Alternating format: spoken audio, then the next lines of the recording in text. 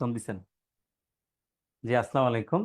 সবাইকে স্বাগতম জানাচ্ছি ক্যারিয়ার ম্যাপের অনলাইন ব্যাচ ক্লাসে। আপনারা যদি ভুল না করি, আপনারা অনলাইনে 13 ব্যাচ। আপনাদের সাথে আজকে প্রথম আমার সাথে দেখা। আপনাদের বাংলা ক্লাসটা নেব। দেখেন তো সাউন্ড শোনা যায় কিনা। আগে আমার এখানে যারা আছেন, তারা যারা আছি, তারা একটু বলেন তো ভাই, শব্দ শুনতে পাচ্ছেন কিনা? জি জি, স্যার, শোনা শোনা যায়। যাচ্ছে। জি, শব্দ শুনতে পাচ্ছেন, ভেরি গুড, ভাল লাগছে। আপনাদের বাংলা ক্লাসটা যেটা থেকে, এই বাংলা ক্লাসগুলো আমি নেব। হয়তোবা প্রথম থেকে শুরু করে শেষ পর্যন্ত যতগুলো লেকচার আছে আমাকেই পাবেন, আশাবাদী। তো এই ক্লাসগুলো করার বিষয়গুলোকে দেখেন, আপনার বাংলায় ব্যাংকে দেখেন, আপনার সমন্বিত ব্যাংকের বলেন বা বাংলাদেশ ব্যাংকের এডি বলেন, 20টার বেশি কোশ্চেন আসে, 25টা আসে, কোনো জায়গায় 23টা বা এরকম আসে, বা ধরেন 25টা বা 20টা। আমরা 25টা স্ট্যান্ডার্ড কোশ্চেন ধরি। এই কোশ্চেনগুলোর ভিতরেই ঘুরে ফিরে যে টপিকগুলো থাকে, কি কি টপিক থাকে দেখবেন, গ্রামার থেকে কোশ্চেন আসে 11 থেকে 12টা। মেমোরাইজিং পার্ট জিনিসটা আসলে কি?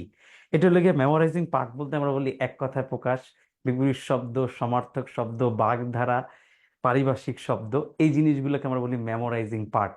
এই মেমোরাইজিং পার্ট থেকে দেখবেন কোশ্চেন থাকবে 5-6টা বা 4-5টা, কারণ এর সাথে বানান জিনিসটা যুক্ত হবে, শব্দের শ্রেণীবিভাগ জিনিসটা যুক্ত হবে, সন্ধি জিনিসটা যুক্ত হয়ে যায়।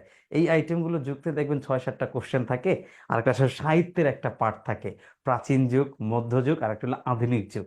এই সাহিত্যের পার্ট থেকে 7টা-8টা কোশ্চেন মিলে বাংলাদেশ ব্যাংকের এডি বা সমন্বিত ব্যাংকের যে কোশ্চেনগুলো হয়, সেখানে 25টার মতো কোশ্চেন থাকে। ক্ষেত্র বিশেষে যদি চায়, তারা চাইলে কমায় দিতে পারে, এটা হলো আরেক বিষয়। বাট স্ট্যান্ডার্ড কোশ্চেন 25টা কোশ্চেন থাকে। এই কোশ্চেনগুলোর ভিতরে দেখেন, আমার এই যে ক্লাসগুলো আপনি পাবেন, সবগুলো ক্লাসে আমি দেখবেন আপনাকে ব্যাকরণ পড়াচ্ছি ডিটেলস আকারে। তো ডিটেলস আকারে ব্যাকরণ পড়ানোর পরেও মেমোরাইজিং পার্টটা আমি আপনাকে পড়াই না। কি মেমোরাইজিং পার্টটা দেখবেন, এক কথায় প্রকাশ, বিপরীত শব্দ, সমার্থক শব্দ, বাগধারা বা পারিভাষিক শব্দ, এই আইটেমগুলো না আমি আপনাকে পড়াবো না। যে আইটেমগুলো আমি পড়াবো না, এটা আপনার মুখস্থ করার জিনিস। আমার দেখবেন সাহিত্যের অংশটাও আপনার নিজেরই পড়তে হবে। তারপরে যদি আমার কোনো ক্লাসে সাহিত্যের অংশ থাকে, তাহলে তো সেটা আমাকে পড়াইতে হবে, সেটা আমি পড়াবো। এইটুকু বিষয়। বাট রেগুলার বেসিসে আপনাকে পড়ালেখা করতে হবে। সেটা আপনার টোটালি ডিপেন্ড করে আপনার উপরে, আপনি কত ঘন্টা পড়বেন, কিরকম পড়বেন। বাট যেমনি হোক সেটা আপনি সাজাই নেবেন। আর একটা জিনিস, এই যে আমার পুরো ক্লাসটা করার ক্ষেত্রে আমি এবার কিছু কৌশল অবলম্বন করি। কৌশল কি ভাই? যেহেতু ক্লাসটা অনলাইনে হচ্ছে, অনলাইনে দেখবেন আমি আজকে যে লেকচার 1 পড়াবো, লেকচার 1-এর যে টপিকটা দিয়ে শুরু করব, এই টপিকের প্রথম অংশটা ধরেন আমি আপনাকে বুঝাবো। বোঝানোর পর আমি থেমে যাব। থেমে যাওয়ার পর আমি আপনাকে কোশ্চেন করবো, ভাই আপনি বুঝতে পারছেন কিনা। যদি বলেন আপনি বুঝতে পারছেন, তাহলে আমি নেক্সট সামনে আগাবো। আর আপনি যদি বলেন বুঝতে পারি নাই, তাহলে আমি আপনাকে বুঝাই তারপর সামনে যাব। আরেকটা জিনিস, আমি যা পড়াবো সেটা আবার রিভিশন দেব। আমার ক্লাসটা এইরকম যাবে। আপনার কাজ হলো আপনি আমাকে একটু সহযোগিতা করবেন, কমেন্টস করে বা কোশ্চেন জিজ্ঞেস করে বা প্রশ্ন জিজ্ঞেস করে। আমার কাজ হলো আমি বুঝাবো। এই জিনিসটা আমার হলো কাজ। এই সব মিলে দুইটা জায়গায় দেখেন, আপনি দিবেন কিছু, আমি দেব কিছু, সেটা দিয়ে হবে ক্লাস। এই ক্লাসে আমাদের দুইজনেরই পার্টিসিপেশন থাকা দরকার, আপনাদের এবং আমার। দুইটা যদি হয়, দেখবেন আমাদের ক্লাসটা ভালো হয়েছে। আজকে আমরা লেকচার 1-এ যেটা পড়াবো, বাংলা ভাষা, ধ্বনি ও বর্ণ প্রকরণ, যুক্ত বর্ণ আছে, ধ্বনির পরিবর্তন আছে। আমার ক্লাসগুলো বেসিক্যালি হবে এরকম। দেখেন, লেকচার 1-এ অনেকগুলো টপিক থাকতে পারে। এই টপিক থাকলে কিছু টপিক দেখবেন আমি লেকচার 1-এ পড়াই নাই, যেটা আমি পড়াই নাই, কিন্তু ওটা আমি যে লেকচার 2-এ প্রথমে আগে ওইটা পড়াই নেব। এরকম ধরেন লেকচার 2-এর কোনো একটা টপিক পড়ে যে কিছু আমি পড়াই নাই, যেটা পড়াই নাই সেটা আবার লেকচার 3-এ যে প্রথমে পড়াই নেব। সুতরাং আপনি মন খারাপ করবেন না, আপনার পুরো টপিকে আমি শেষ করব। টপিক বুঝায় বুঝায় পড়বো। আমাদের কাজ হলো বুঝে বুঝে পড়ে সামনে আগানো, একেবারে সব পইরা সামনে আগানো না।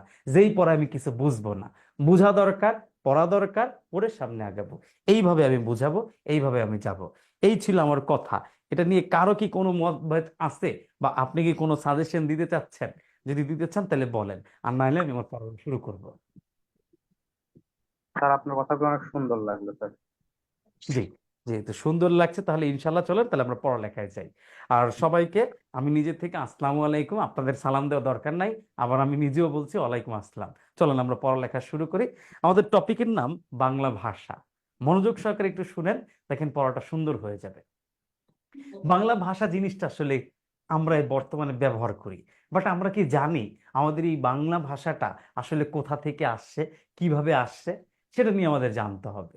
তেমন আমরা হইলাম সাউথ এশিয়ান, অর্থাৎ সাউথ এশিয়ান কান্ট্রির একটা কান্ট্রি। আমাদের সাউথ এশিয়ায় 8টা দেশ আছে। সে ফর এক্সাম্পল, এটাই স্বাভাবিক। এই 8টা দেশের ভাষা আছে 8 রকম। যখন এই 8টা দেশের ভাষাকে আমি একটা জায়গায় নিয়ে আসব, তখন সেটাকে আমি আর ভাষা বলতে পারবো না, তখন সেটাকে বলতে হবে ভাষা বংশ। আমি এখন যে টপিকটা পড়ছি, বাংলা ভাষার উদ্ভব ও বিকাশ, সেটা পড়ছি, এবং বাংলা ভাষা নিয়ে কথা বলবো। তারপর ধ্বনি ও বর্ণপ্রকরণ পড়াবো। এই দুইটা টপিক আজকে পড়াবো। লেকচারে একটা অংশ বাদ রাখবো, সেটা হলো ধ্বনির পরিবর্তন, সেটা লেকচার 2-এর প্রথমে পড়াবো। সুতরাং ধ্বনির পরিবর্তনটা লেকচার 2-এর প্রথমে পড়বো। তাহলে আসেন, বাংলা ভাষার উদ্ভব বিকাশ নিয়ে যদি আমি পড়ি, তাহলে আমাদের এই সাউথ এশিয়ার কান্ট্রি 8টা, 8টা দেশের ভাষাকে যখন আমরা একটা জায়গায় নিয়ে আসব, তখন সেটা আর ভাষা বলা যাবে না, তখন সেটাকে বলতে হবে ভাষা বংশ। কি বংশ বলবো? ভাষা বংশ। তার মানে এই ভাষাগুলো সব এক জায়গায় আসার কারণে তার নাম হয়ে গেল ভাষা বংশ। আমাদের বাংলা ভাষাও এইরকমই একটা ভাষা বংশের অন্তর্গত। এই ভাষা বংশটার নাম ভাই ইন্দো ইউরোপীয় ভাষা বংশ। দ্যাট মিন্স ভাষা যখন অনেকগুলো ভাষার সংস্পর্শে এসে একটা জায়গায় চলে আসে, তখন তার নাম হয় ভাষা বংশ। আমাদের বর্তমান বাংলা ভাষাটাও এইরকমই একটা বাংলা ভাষা বংশের অন্তর্ভুক্ত ছিল। তার নাম ছিল ইন্দো ইউরোপীয় ভাষা বংশ। আর এই ইন্দো ইউরোপীয় ভাষা বংশের দুইটা অংশ ছিল। একটার নাম ছিল ভাই কেন্তম, আর একটার নাম ছিল ভাই শতম। কেন্তম এইটা একটা ভাষা, আর একটা ভাষা ছিল ভাই শতম। কেন্তমে কথা কইতো কারা? এই কেন্তম ভাষায় কথা বলতো ইউরোপের লোকজনগুলো। এই ইউরোপের লোকজনগুলো যে ভাষায় কথা বলতো, ইউরোপের মানুষ লিখলাম, এই ইউরোপের মানুষ যে ভাষায় কথা বলতো তার নাম ছিল কেন্তম। তাহলে প্রশ্ন আসে স্বাভাবিক, তাহলে শতম ভাষায় কথা কইতো কারা, এটা একটু বলেন। তাহলে দেখেন, এই শতম ভাষায় কথা কইতো, আমরা তৎকালীন সময় ভারতবর্ষের লোকজন ছিলাম, আমাদের নাম ছিল ভাইয়া ভারতীয়। কি নাম ছিল? ভারতীয়। আবার ইরানের কিছু লোকজন ছিল, এই ইরানের লোকজনগুলোর নাম ছিল ভাই ইরানীয়। আবার দেখবেন মিশরের কিছু লোকজন ছিল, এদের নাম ছিল মিশরীয়। আবার আরবের কিছু লোকজন ছিল, এদের নাম ছিল আরবীয়। তাহলে হিসাব করে দেখেন, ভাষা, এই যে শতম ভাষায় তাহলে কয়টা জাতির লোকজন কথা বলতো? ভাইয়া 4টা জাতির লোকজন কথা বলতো। ভাইয়া কোন 4টা জাতি কথা কইতো? ভাই ভারতের লোকজন যেটা কথা কইতো, এর লিগে হ্যাগোর নাম ছিল ভারতীয়। ইরানের লোকজন এই ভাষায় কথা কইতো, এই জন্য তাদের নাম ছিল ইরানীয়। আর মিশরের লোকজন এই ভাষায় কথা কইতো, এই জন্য এটার নাম ছিল মিশরীয়। এবং আরবের লোকজন এই ভাষায় কথা কইতো, দ্যাটস এটার নাম ছিল আরবীয়। এরপরে যেটা হইল দেখেন, এই ইরানের আর একটা নাম হইল আর্য জাতি। কি জাতি? আর্য জাতি। এই ইরানের আরেকটা নাম হইল আর্য জাতি। এই আর্যরা আমাদের এই ভারতবর্ষে 200 খ্রিস্টপূর্বাব্দে আমাদের ভারতবর্ষে আসে। ভারতবর্ষে আসার পর আমাদের এই ভারতীয় ভাষাটার সাথে মিশা তারা একটা নতুন ভাষায় রূপান্তর হয়। সেই ভাষাটার নাম হয় কি ভাইয়া? ভারতীয় আর্য ভাষা। কি ভাষা নাম হইল? ভারতীয় আর্য ভাষা এটার নাম হয়। তাহলে প্রথম থেকে আমি যদি একটু কথাটা বলি, তাহলে কি হইলো দেখেন, ভাষা যখন নিজের গণ্ডি পেরিয়ে অনেকগুলো ভাষার সংস্পর্শে চলে আসে, তখন তার নাম হয় ভাষা বংশ। বাংলারও ভাষার এরকম একটা ভাষা বংশ ছিল, তার নাম ছিল ইন্দো ইউরোপীয় ভাষা বংশ। আর এই ইন্দো ইউরোপীয় ভাষা বংশের দুইটা ভাগ ছিল, একটা ছিল কেন্তম, আর একটা ছিল শতম। এই কেন্তমে কথা কইতো ইউরোপের লোকজনগুলা, আর শতমে কথা বলতো আমাদের 4টা জাতি। ভারতবর্ষের লোকজন কথা কইতো, তাদের নাম ছিল ভারতে। ইরানের লোকজন কথা কইতো, মিশরের লোকজন কথা কইতো, আরবের লোকজন কথা কইতো। এর ভিতরে ইরানের লোকজনের আরেকটা নাম ছিল আর্য জাতি, এদেরকে আর্য জাতি বলা হয়। 200 খ্রিস্টপূর্বাব্দে এই আর্যরা ভারতবর্ষে আসার ফলে এই ভারতীয় ভাষার সাথে তাদের ভাষাটা মিলে যায়। মিলে যাওয়ার পর ভাষাটার নাম হয়ে যায় ভারতীয় আর্য ভাষা। এই পর্যন্ত বুঝাইতে পারছে কিনা? কারো কোনো প্রশ্ন আছে কিনা? জি স্যার। কারো কোনো প্রশ্ন নাই? না, বুঝছি, সুন্দর হয়েছে। বুঝতে পারছেন? ওকে, ফাইন। এই পর্যন্ত বুঝতে পারলে, স্যার, জি, ক্যান্টন ভাষাটা কি স্যার? একদম। ক্যান্টন ভাষা বলতে একটা কেন্তন ভাষায় কথা বলতে ইউরোপের লোকজনগুলো ভাইয়া, ইউরোপের যে এটা কি স্যার? মূলত এটা কি রকম স্যার? এটা কি রকম স্যার? ভাই ভাই ভাই আমার মাফ করেন ভাই, আমি জানি না এটা কিরকম ভাষা, আমি কইতে পারবো না ভাই। কেন্তম ভাষা কিরকম আমি জানি না, এটা ইউরোপের লোকজন কথা কইতে, ওরা ওরা কইতে পারবে, আমি জানি না। ওকে ফাইন, তাহলে এই পর্যন্ত দেখেন স্যার ভারতীয়। স্যার বলেন বলেন স্যার এটা স্যার তো বোধহয় 1 নাম্বার লেকচার বলেন। হচ্ছে আছে তাই না? সরি আমি লেটে জয়েন করছি স্যার। হ্যাঁ এটা জি কি জি, 1 নাম্বার আজকে লেকচার? লেকচার লেকচার লেকচার এক হচ্ছে, লেকচার এক হচ্ছে ভাই। Thank you sir. স্যার জি স্যার জি। 200 খ্রিস্টাব্দ পূর্বাব্দে যুক্ত হয়ে এটা ভারতীয় আর্য ভাষা হয়। ভারতীয় ভাষার সাথে মিশা, তখন আর্যরা যখন ভারতে আসে, তাদের ভাষা এবং আর্যদের ভাষা মিলা ভাষাটার নাম হয় ভারতীয় আর্য ভাষা। ধন্যবাদ স্যার। ওকে, আপনি একটু লেকচার শিটে একটু খেয়াল করেন, আপনি সব পিডিএফ পাবেন, আমি একটাও ডিলিট করি নাই, পিডিএফ আকারে পাবেন, আপনাকে দিয়ে দিবে। এবার আমি প্রথম থেকে যদি এখানে একটু বলি, শতমটাকে আমি টাইনা যদি এইখানে নিয়ে আসি এবং এইখানে যদি বড় করে আমি লিখি, শতম ভাষায় কথা বলতো 4টা জাতি, এটা যদি আমি আবার একটু এইখানে বোঝার সুবিধার্থে লিখি, তাহলে দেখবেন আপনি আরো সহজে বুঝে যাবেন। ইরানীয়, এখানে যারা কথা কইতো ভাই মিশরীয়, আর লাস্টে যারা কথা কইতো এদের নাম ছিল আরবীয়। তাহলে আমরা প্রথম থেকে পাইলাম কি ভাই, একটা কেন্তম আর একটা হলো শতম। আমি শতমটাকে কিন্তু আলাদা করে নিয়ে আসছি। কেন আনছি? এই শতমে 4টা জাতি কথা কইতো, একটা ভারতীয়, একটা ইরানীয়, একটা মিশরীয়, একটা আরবীয়। এই ইরানীদের আরেকটা নাম ছিল আর্য জাতি, আর এরা 200 খ্রিস্টপূর্বাব্দে ভারতবর্ষে আসার ফলে এই আর্যদের ভাষা আর ভারতীয়দের ভাষা, মানে আমাদের ভাষা যেটা ছিল, দুইটা ভাষা মিলা ভাষাটার নাম হয়ে যায় ভারতীয় আর্য ভাষা। এই ভারতীয় আর্য ভাষা যখন হয়ে গেল, কিছুদিন পর একটা দ্বিমত হয়ে গেল, একটা মারামারি বেজে গেল। কিরকম মারামারি? এই ভারতীয় আর্য ভাষা হওয়ার পর কিছু সম্প্রদায়ের লোকজন কইতেছে আমরা ভাষাটাকে এবার দুই ভাগ করব, একটার নাম হইব সংস্কৃত আর একটার নাম হইব প্রাকৃত। সংস্কৃত হইব লেখালেখির ভাষা, অর্থাৎ আমরা যা লিখমু এটা হইব সংস্কৃত ভাষায়, আর আমরা যা কমু বা আমরা যেটা বলমু এটা হবে প্রাকৃত ভাষায়। তার মানে এই ভারতীয় আর্য ভাষা থেকে দুইটা ভাষা পাইলাম। একটা হলো কথা বলার জন্য যে ভাষাটা পাইলাম তার নাম হইলো ভাই প্রাকৃত, আর লেখালেখির জন্য যে ভাষাটা পাইলাম এটার নাম হইলো কি ভাই, সংস্কৃত। তাহলে এই যে দেখেন আমি ভাষা পাইলাম দুইটা, একটা হলো ভাই লেখালেখির ভাষা, আর একটা হলো কথা বলার ভাষা। লেখার জন্য যে ভাষাটা পাইলাম তার নাম হইলো সংস্কৃত, আর বলার জন্য যে ভাষাটা পাইলাম তার নাম হইলো প্রাকৃত। তাহলে এখন সিরিয়ালটা আবার মেনটেন করি, কারণ আমি বোঝানোর জন্য একসাথে লিখতে পারলে ভালো হইতো, বাট আমি বুঝাই দিচ্ছি। ভাষা যখন অনেকগুলো ভাষার সংস্পর্শে আসে তখন তার নাম হয়ে যায় ভাষা বংশ। আমাদের বাংলা ভাষা এরকম একটা ভাষা বংশের অন্তর্ভুক্ত, তার নাম ইন্দো ইউরোপীয় ভাষা বংশ। ইন্দো ইউরোপীয় ভাষা বংশের দুইটা অংশ, একটা কেন্তম আর একটা হলো শতম। কেন্তমে কথা বলতে ইউরোপের লোকজনগুলো, আর শতমে কথা বলতাম আমাদের এই যে 4টা, কোনটা? ভারতের লোকজন, ইরানের লোকজন, মিশরের লোকজন, আরবের লোকজন। ইরানের লোকজনের আরেকটা নাম হলো আর্য জাতি, তারা 200 খ্রিস্টপূর্বাব্দে ভারতবর্ষে আসে। আসার ফলে তাদের ভাষা এবং আমাদের ভারতীয়দের ভাষা মিলা নতুন একটা ভাষা রূপ লাভ করে, তার নাম ভারতীয় আর্য ভাষা। তারপর কিছুদিন পর দ্বিমত পোষণ হয়ে যায়, লেখালেখির জন্য একটা ভাষা দরকার হয়, বলার জন্য আরেকটা ভাষা দরকার হয়। লেখালেখির জন্য যে ভাষাটা পাওয়া গেল তার নাম হইল সংস্কৃত, বলার জন্য যে ভাষা পাওয়া গেল তার নাম প্রাকৃত। এই পর্যন্ত বুঝতে কারো কোনো প্রবলেম হওয়ার কথা না। ওকে আসসালামু স্যার। আলাইকুম স্যার। ওয়ালাইকুম ক্লিয়ার আসসালাম, বলেন। স্যার হচ্ছে কি আপনি যদি আরেকটু আস্তে বলেন আবার তাহলে লিখতে এবং বুঝতে দুইটাতে একটু সুবিধা হয়। থ্যাংক ইউ, আসতেই স্যার বলবো। আমরা কি মানে লিখবো স্যার স্যার? একটু স্লো। না না, আমরা কি লিখবো? এটা আপনি স্ক্রিনশট দেন, লিখতে গেলে তো অনেক সময় লাগবে, তখন ক্লাস বড় হয়ে যাবে। আপনি মোবাইলে একটা স্ক্রিনশট দেন। না স্যার স্ক্রিনশট দিচ্ছি স্যার, মানে তাহলে একটু বুঝতে একটু সুবিধা হতো। না, লিখতে গেলে তো আপনার টাইম লাগবে, তখন আমি যে টপিক পড়বো সেটা পড়াতে পারবো না, দেখা যাবো 3টা টপিক পড়ে দেবো, সেখানে একটা টপিক পরে আমাকে ছেড়ে দিতে হবে। আচ্ছা জি স্যার। জি স্যার স্যার, আপনি যেভাবে পড়াচ্ছেন সেভাবেই পড়ান, অসুবিধা নেই। আমি কথা আসতে বলছি, সমস্যা নাই। আর আপনি একটা স্ক্রিনশট নিয়েন, আমি এই পুরো জিনিসটা আবার পুরো লাস্টে একটা সুন্দর করে সামারি দেব, আপনি কাছে গল্পের মতো সামারিটা শুনবেন, দেখবেন আপনার পড়া হয়ে গেছে। জি আমাকে জি একটু ঠিক আছে। পড়াইতে দেন আমার মতো। ওকে ফাইন, জি এই স্যার। পর্যন্ত আপনি একটা স্ক্রিনশট নেন। জি স্যার, পড়ান। নেওয়া শেষ। স্ক্রিনশট নেওয়ার পরে এবার একটু দেখেন, অনেকে বলে বাংলা ভাষার উৎপত্তি হয়েছে ভাই সংস্কৃত ভাষা থেকে, এটা একটা ভুল ইনফরমেশন। বাংলা ভাষার উৎপত্তি হয়েছে ভাই প্রাকৃত ভাষা থেকে। কি ভাষা থেকে? প্রাকৃত ভাষা থেকে। কেমনে?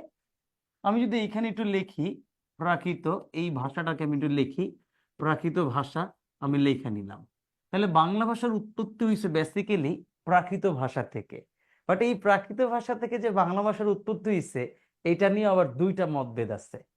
আমাদের দুইজন ভাষা বিজ্ঞানী, একজনের নাম ডক্টর শহীদুল্লাহ, আরেকজনের নাম ডক্টর সুনীত কুমার চট্টোপাধ্যায়। ডক্টর শহীদুল্লাহ এই ভদ্রলোক মনে করেন প্রাকৃত ভাষা থেকে সপ্তম শতকে, এই সপ্তম শতকে, আমি এটার সামনে দিয়ে ড এবং তালবস্য লিখলাম, এটার মানে হলো ডক্টর শহীদুল্লাহ।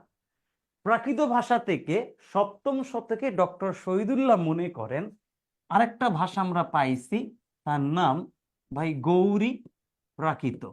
উনি এইটার নাম দিচ্ছেন গৌরী প্রাকৃত। অর্থাৎ এই প্রাকৃত ভাষা থেকে ডক্টর শহীদুল্লাহর মতে নতুন আরেকটা ভাষা পাওয়া গেছিল সপ্তম শতকে, তিনি মনে করছিলেন, এবং ভাষাটার নাম ছিল গৌরী প্রাকৃত। ডক্টর সুনীত কুমার চট্টোপাধ্যায় এই ভদ্রলোক বলেন যে ভাই আপনার একটা মতবাদ দিচ্ছেন, আমারও তো একটা মতবাদ আছে। আমার মতবাদ কি ভাই? আমি মনে করি এই প্রাকৃত ভাষা থেকে দশম শতকে নতুন আরেকটা ভাষা আমরা পাইছি, এটার নাম হবে, উনি দিচ্ছেন মাগধী প্রাকৃত। মাগধী প্রাকৃত, ওনারা দুইজন দুইটা নাম দিচ্ছেন।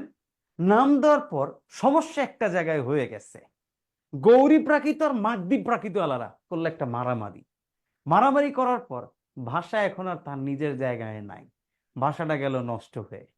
ভাষা যখন নষ্ট হয়ে যায় তখন ভাষার নাম হয় অপভ্রংশ। কি ভংশ? অপভ্রংশ।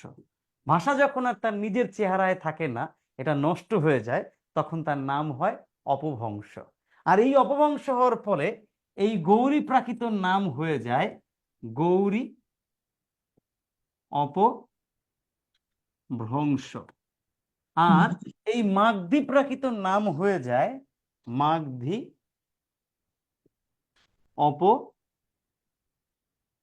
অপভ্রংশ। তাহলে ভাষা যখন তার নিজের জায়গা থেকে নষ্ট হয়ে গেল, ভাষার নাম হয়ে গেল অপভ্রংশ। ফলশ্রুতিতে গৌরী প্রাকৃত নাম হয়ে গেল ভাই গৌরী অপভ্রংশ, মাগধী প্রাকৃত নাম হয়ে গেল মাগধী অপভ্রংশ। পরে এই দুইজনে দেখলেন যে না, আর মারামারি করা যাইব না, এই দুইটা জায়গায় যাই আবার এক হয়ে যায়, তারা আবার স্বীকার করতে বাধ্য হইল ভাষার উৎপত্তি হয়েছে বঙ্গ কামরূপী থেকে। বঙ্গ কামরূপী থেকে ভাষার কি হয়েছে? উৎপত্তি হয়েছে। এরপর তারা পর্যালোচনা করে দেখলেন ভাই বঙ্গ কামরূপী থেকে টোটাল 3টা ভাষা পাওয়া গেছে।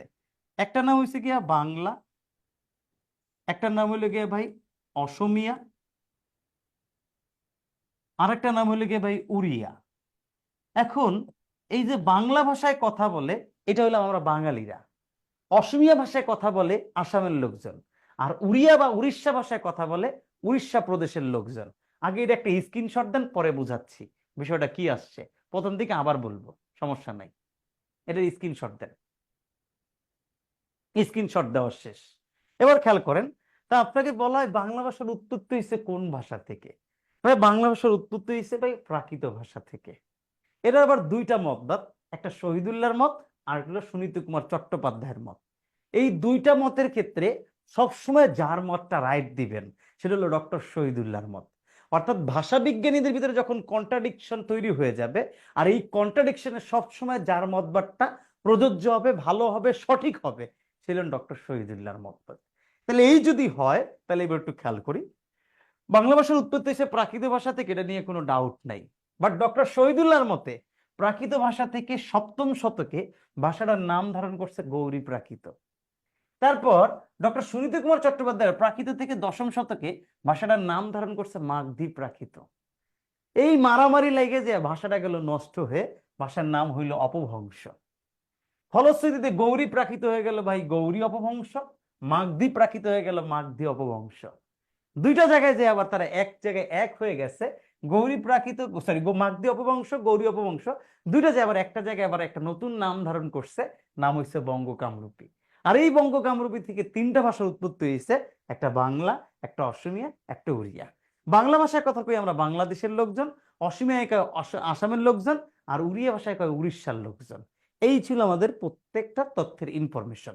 এইবার সিকোয়েন্স অনুসারে যদি বলি, প্রাকৃত ভাষা তা থেকে সপ্তম শতকে গৌরী প্রাকৃত, গৌরী প্রাকৃত গৌরী অপভ্রংশ, গৌরী অপবংশের পর বঙ্গ কামরূপী, বঙ্গ কামরূপের থেকে বাংলা। এই মতবাদ কে দিচ্ছেন? শহীদুল্লাহ। আবার প্রাকৃত ভাষা থেকে মাগধী প্রাকৃত, মাগধী প্রাকৃত মাগধী অপবংশ, তারপর বঙ্গ কামরূপী থেকে বাংলা। এই মতবাদ কে দিচ্ছেন? ডক্টর সুনীত কুমার চট্টোপাধ্যায়। এই পর্যন্ত বুঝতে পারছেন কিনা আমাকে একটু বলেন, তারপর আমি বলবো কিছু কথা। জি স্যার, বুঝতে পারছি। জি স্যার, ক্লিয়ার। সবাই আমার বুঝতে একটা পারছেন? আমার একটা প্রশ্ন ছিল স্যার। যার কথা ছিল তিনি বলেন। স্যার এখানে স্যার নাম আচ্ছা আছে স্যার, স্যার, মাগধি এবং হচ্ছে গৌড়ি, স্যার এগুলো কি স্থানের নাম অনুসারে হয়েছে? কিসের নাম অনুসারে হয়েছে ভাইয়া? স্যার গৌড়ি প্রকৃত এবং মাগধি প্রকৃত এগুলো কি কোন স্থানের নাম অনুসারে হয়েছে নামগুলো? জি জি জি, বাংলাদেশের গৌড় অঞ্চলের মানুষজন যারা ছিল আদিমকালে, তাদের ভাষাটার থেকে গৌরী প্রাকৃত হয়েছে। আর পাহাড়ের অঞ্চলে, যেটা হলো আমাদের এই যে পশ্চিমাঞ্চল, যেটা বলে পূর্বাঞ্চল বা পশ্চিমাঞ্চল, চট্টগ্রামের অঞ্চল সাইডে মগ নামক একটা জাতি বসবাস করত, সেখান থেকে মাগধী আসছে। বুঝতে পারছি ভাই? Thank you okay sir. Fine. এইবার প্রথম থেকে আমি যা যা বলছি সামারি আকারে বলবো, তারপর এখান থেকে কোশ্চেন কিরকম আসে সেটাও বলবো। আপনার কাজ হইলো আরো 4-5 মিনিট মনোযোগ সহকারে শোনা, আর কিচ্ছু না। আসেন, প্রথম দিকে যদি আমি বলি, মনোযোগ সহকারে খেলে আপনি শুনবেন। ভাষা যখন তার নিজস্ব ভাষায় না থেকে অনেকগুলো ভাষার সংস্পর্শে এসে একটা জায়গায় উপনীত হয়, তখন তাকে বলা হয় ভাষা বংশ। বাংলা ভাষা এরকম একটা ভাষা বংশের অন্তর্ভুক্ত, তাকে বলা হয় ইন্দো ইউরোপীয় ভাষা বংশ। এই ইন্দো ইউরোপীয় ভাষা বংশের দুইটা অংশ পাওয়া গেছে, একটা কেন্তম আর একটা হলো শতম।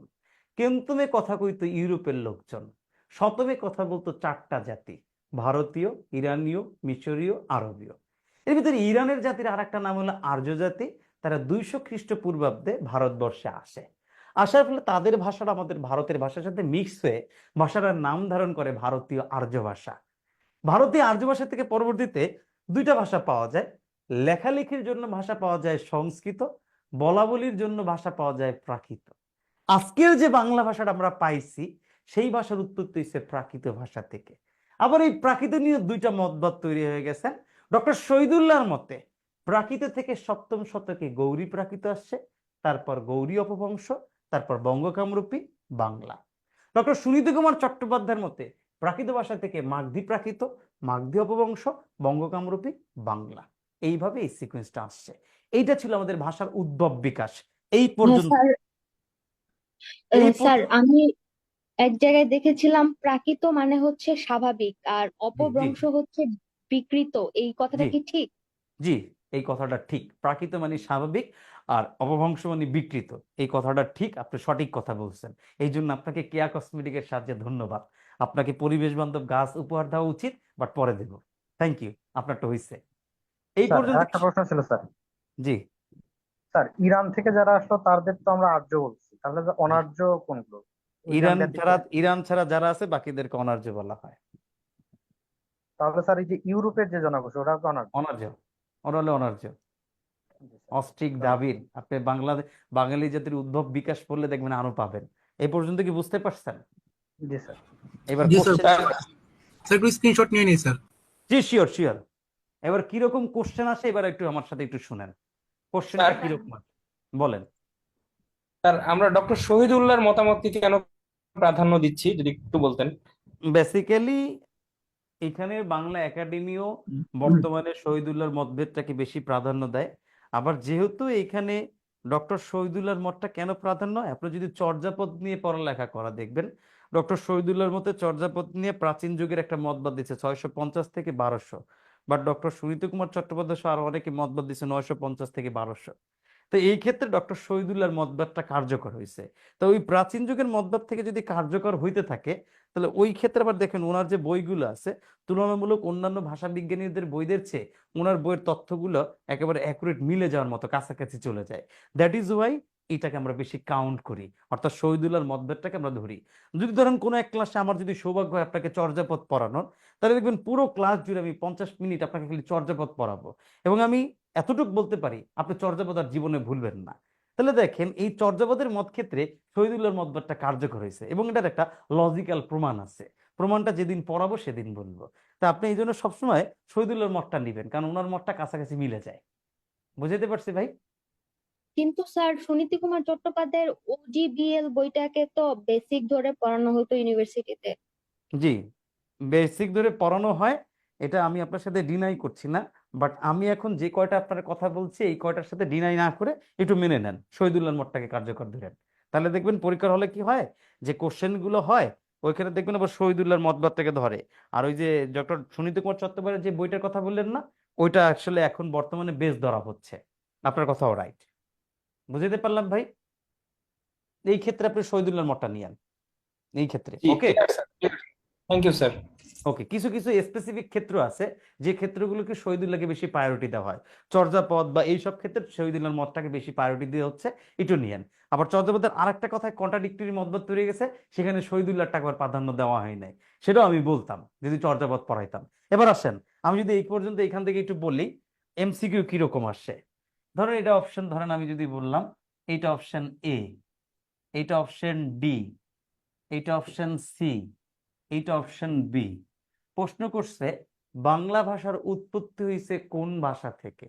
এই কোশ্চেনটা আপনাকে যদি করে, সিম্পল ভাবে আপনি একটু চিন্তা করেন, বাবা থেকে যদি আমি বলি দাদা থেকে বাবা, বাবা থেকে আমি, আমার থেকে আমার পরের প্রজন্ম, এই কথা যদি চিন্তা করি, অপশন এ তে আছে গৌড়ী অপভ্রংশ, অপশন বি তে আছে গিয়ে আপনার মাগধী অপভ্রংশ, অপশন ডি তে আছে বঙ্গকামরূপী, অপশন সি তে আছে প্রাকৃত ভাষা। কোশ্চেন করছে বাংলা ভাষার উৎপত্তি হয়েছে কোন ভাষা থেকে, আপনারা ডেফিনেটলি এটার উত্তর করবেন কি ভাই, প্রাকৃত ভাষা থেকে। প্রাকৃত ভাষা। জি থ্যাংক ইউ, প্রাকৃত ভাষা। এবার ধরুন অপশনে প্রাকৃত ভাষা নাই, অপশনে আছে গৌড়ী অপভ্রংশ, মাগধী অপভ্রংশ, বঙ্গকামরূপী, ধরেন আরো একটা অন্য কিছু লিখে রাখছে, এই তিনটা অপশনে আছে। এই ক্ষেত্রে দেখেন গৌড়ী অপভ্রংশ, মাগধী অপভ্রংশ দুইটা কি সেম স্টেজের ভাষা, সেম স্টেজের ভাষা হইলেও আপনি শহীদুল্লাহর মতটাকে কি করবেন, ধরবেন। তাহলে আপনাকে যদি আবার এই ক্ষেত্রে বলে বাংলা ভাষার উৎপত্তি হয়েছে কোন ভাষা থেকে, অপশনে গৌড়ী অপভ্রংশ, মাগধী অপভ্রংশ, বঙ্গ কামরূপী আছে, আপনি উত্তর গৌড়ী অপভ্রংশ করবেন। আবার যদি গৌড়ী অপভ্রংশ না থাকতো তাহলে উত্তর হইতো মাগধী অপভ্রংশ, যদি মাগধী অপভ্রংশ না থাকতো তাহলে উত্তর হইতো বঙ্গ কামরূপী। আমি কি এই পর্যন্ত বুঝাইতে পারছি ভাই? স্যার। এবার আপনার সাথে আরেকটা ফানি, যেটা হলো মোস্ট ডিফিকাল্ট কোশ্চেন আপনাকে দিতে পারে।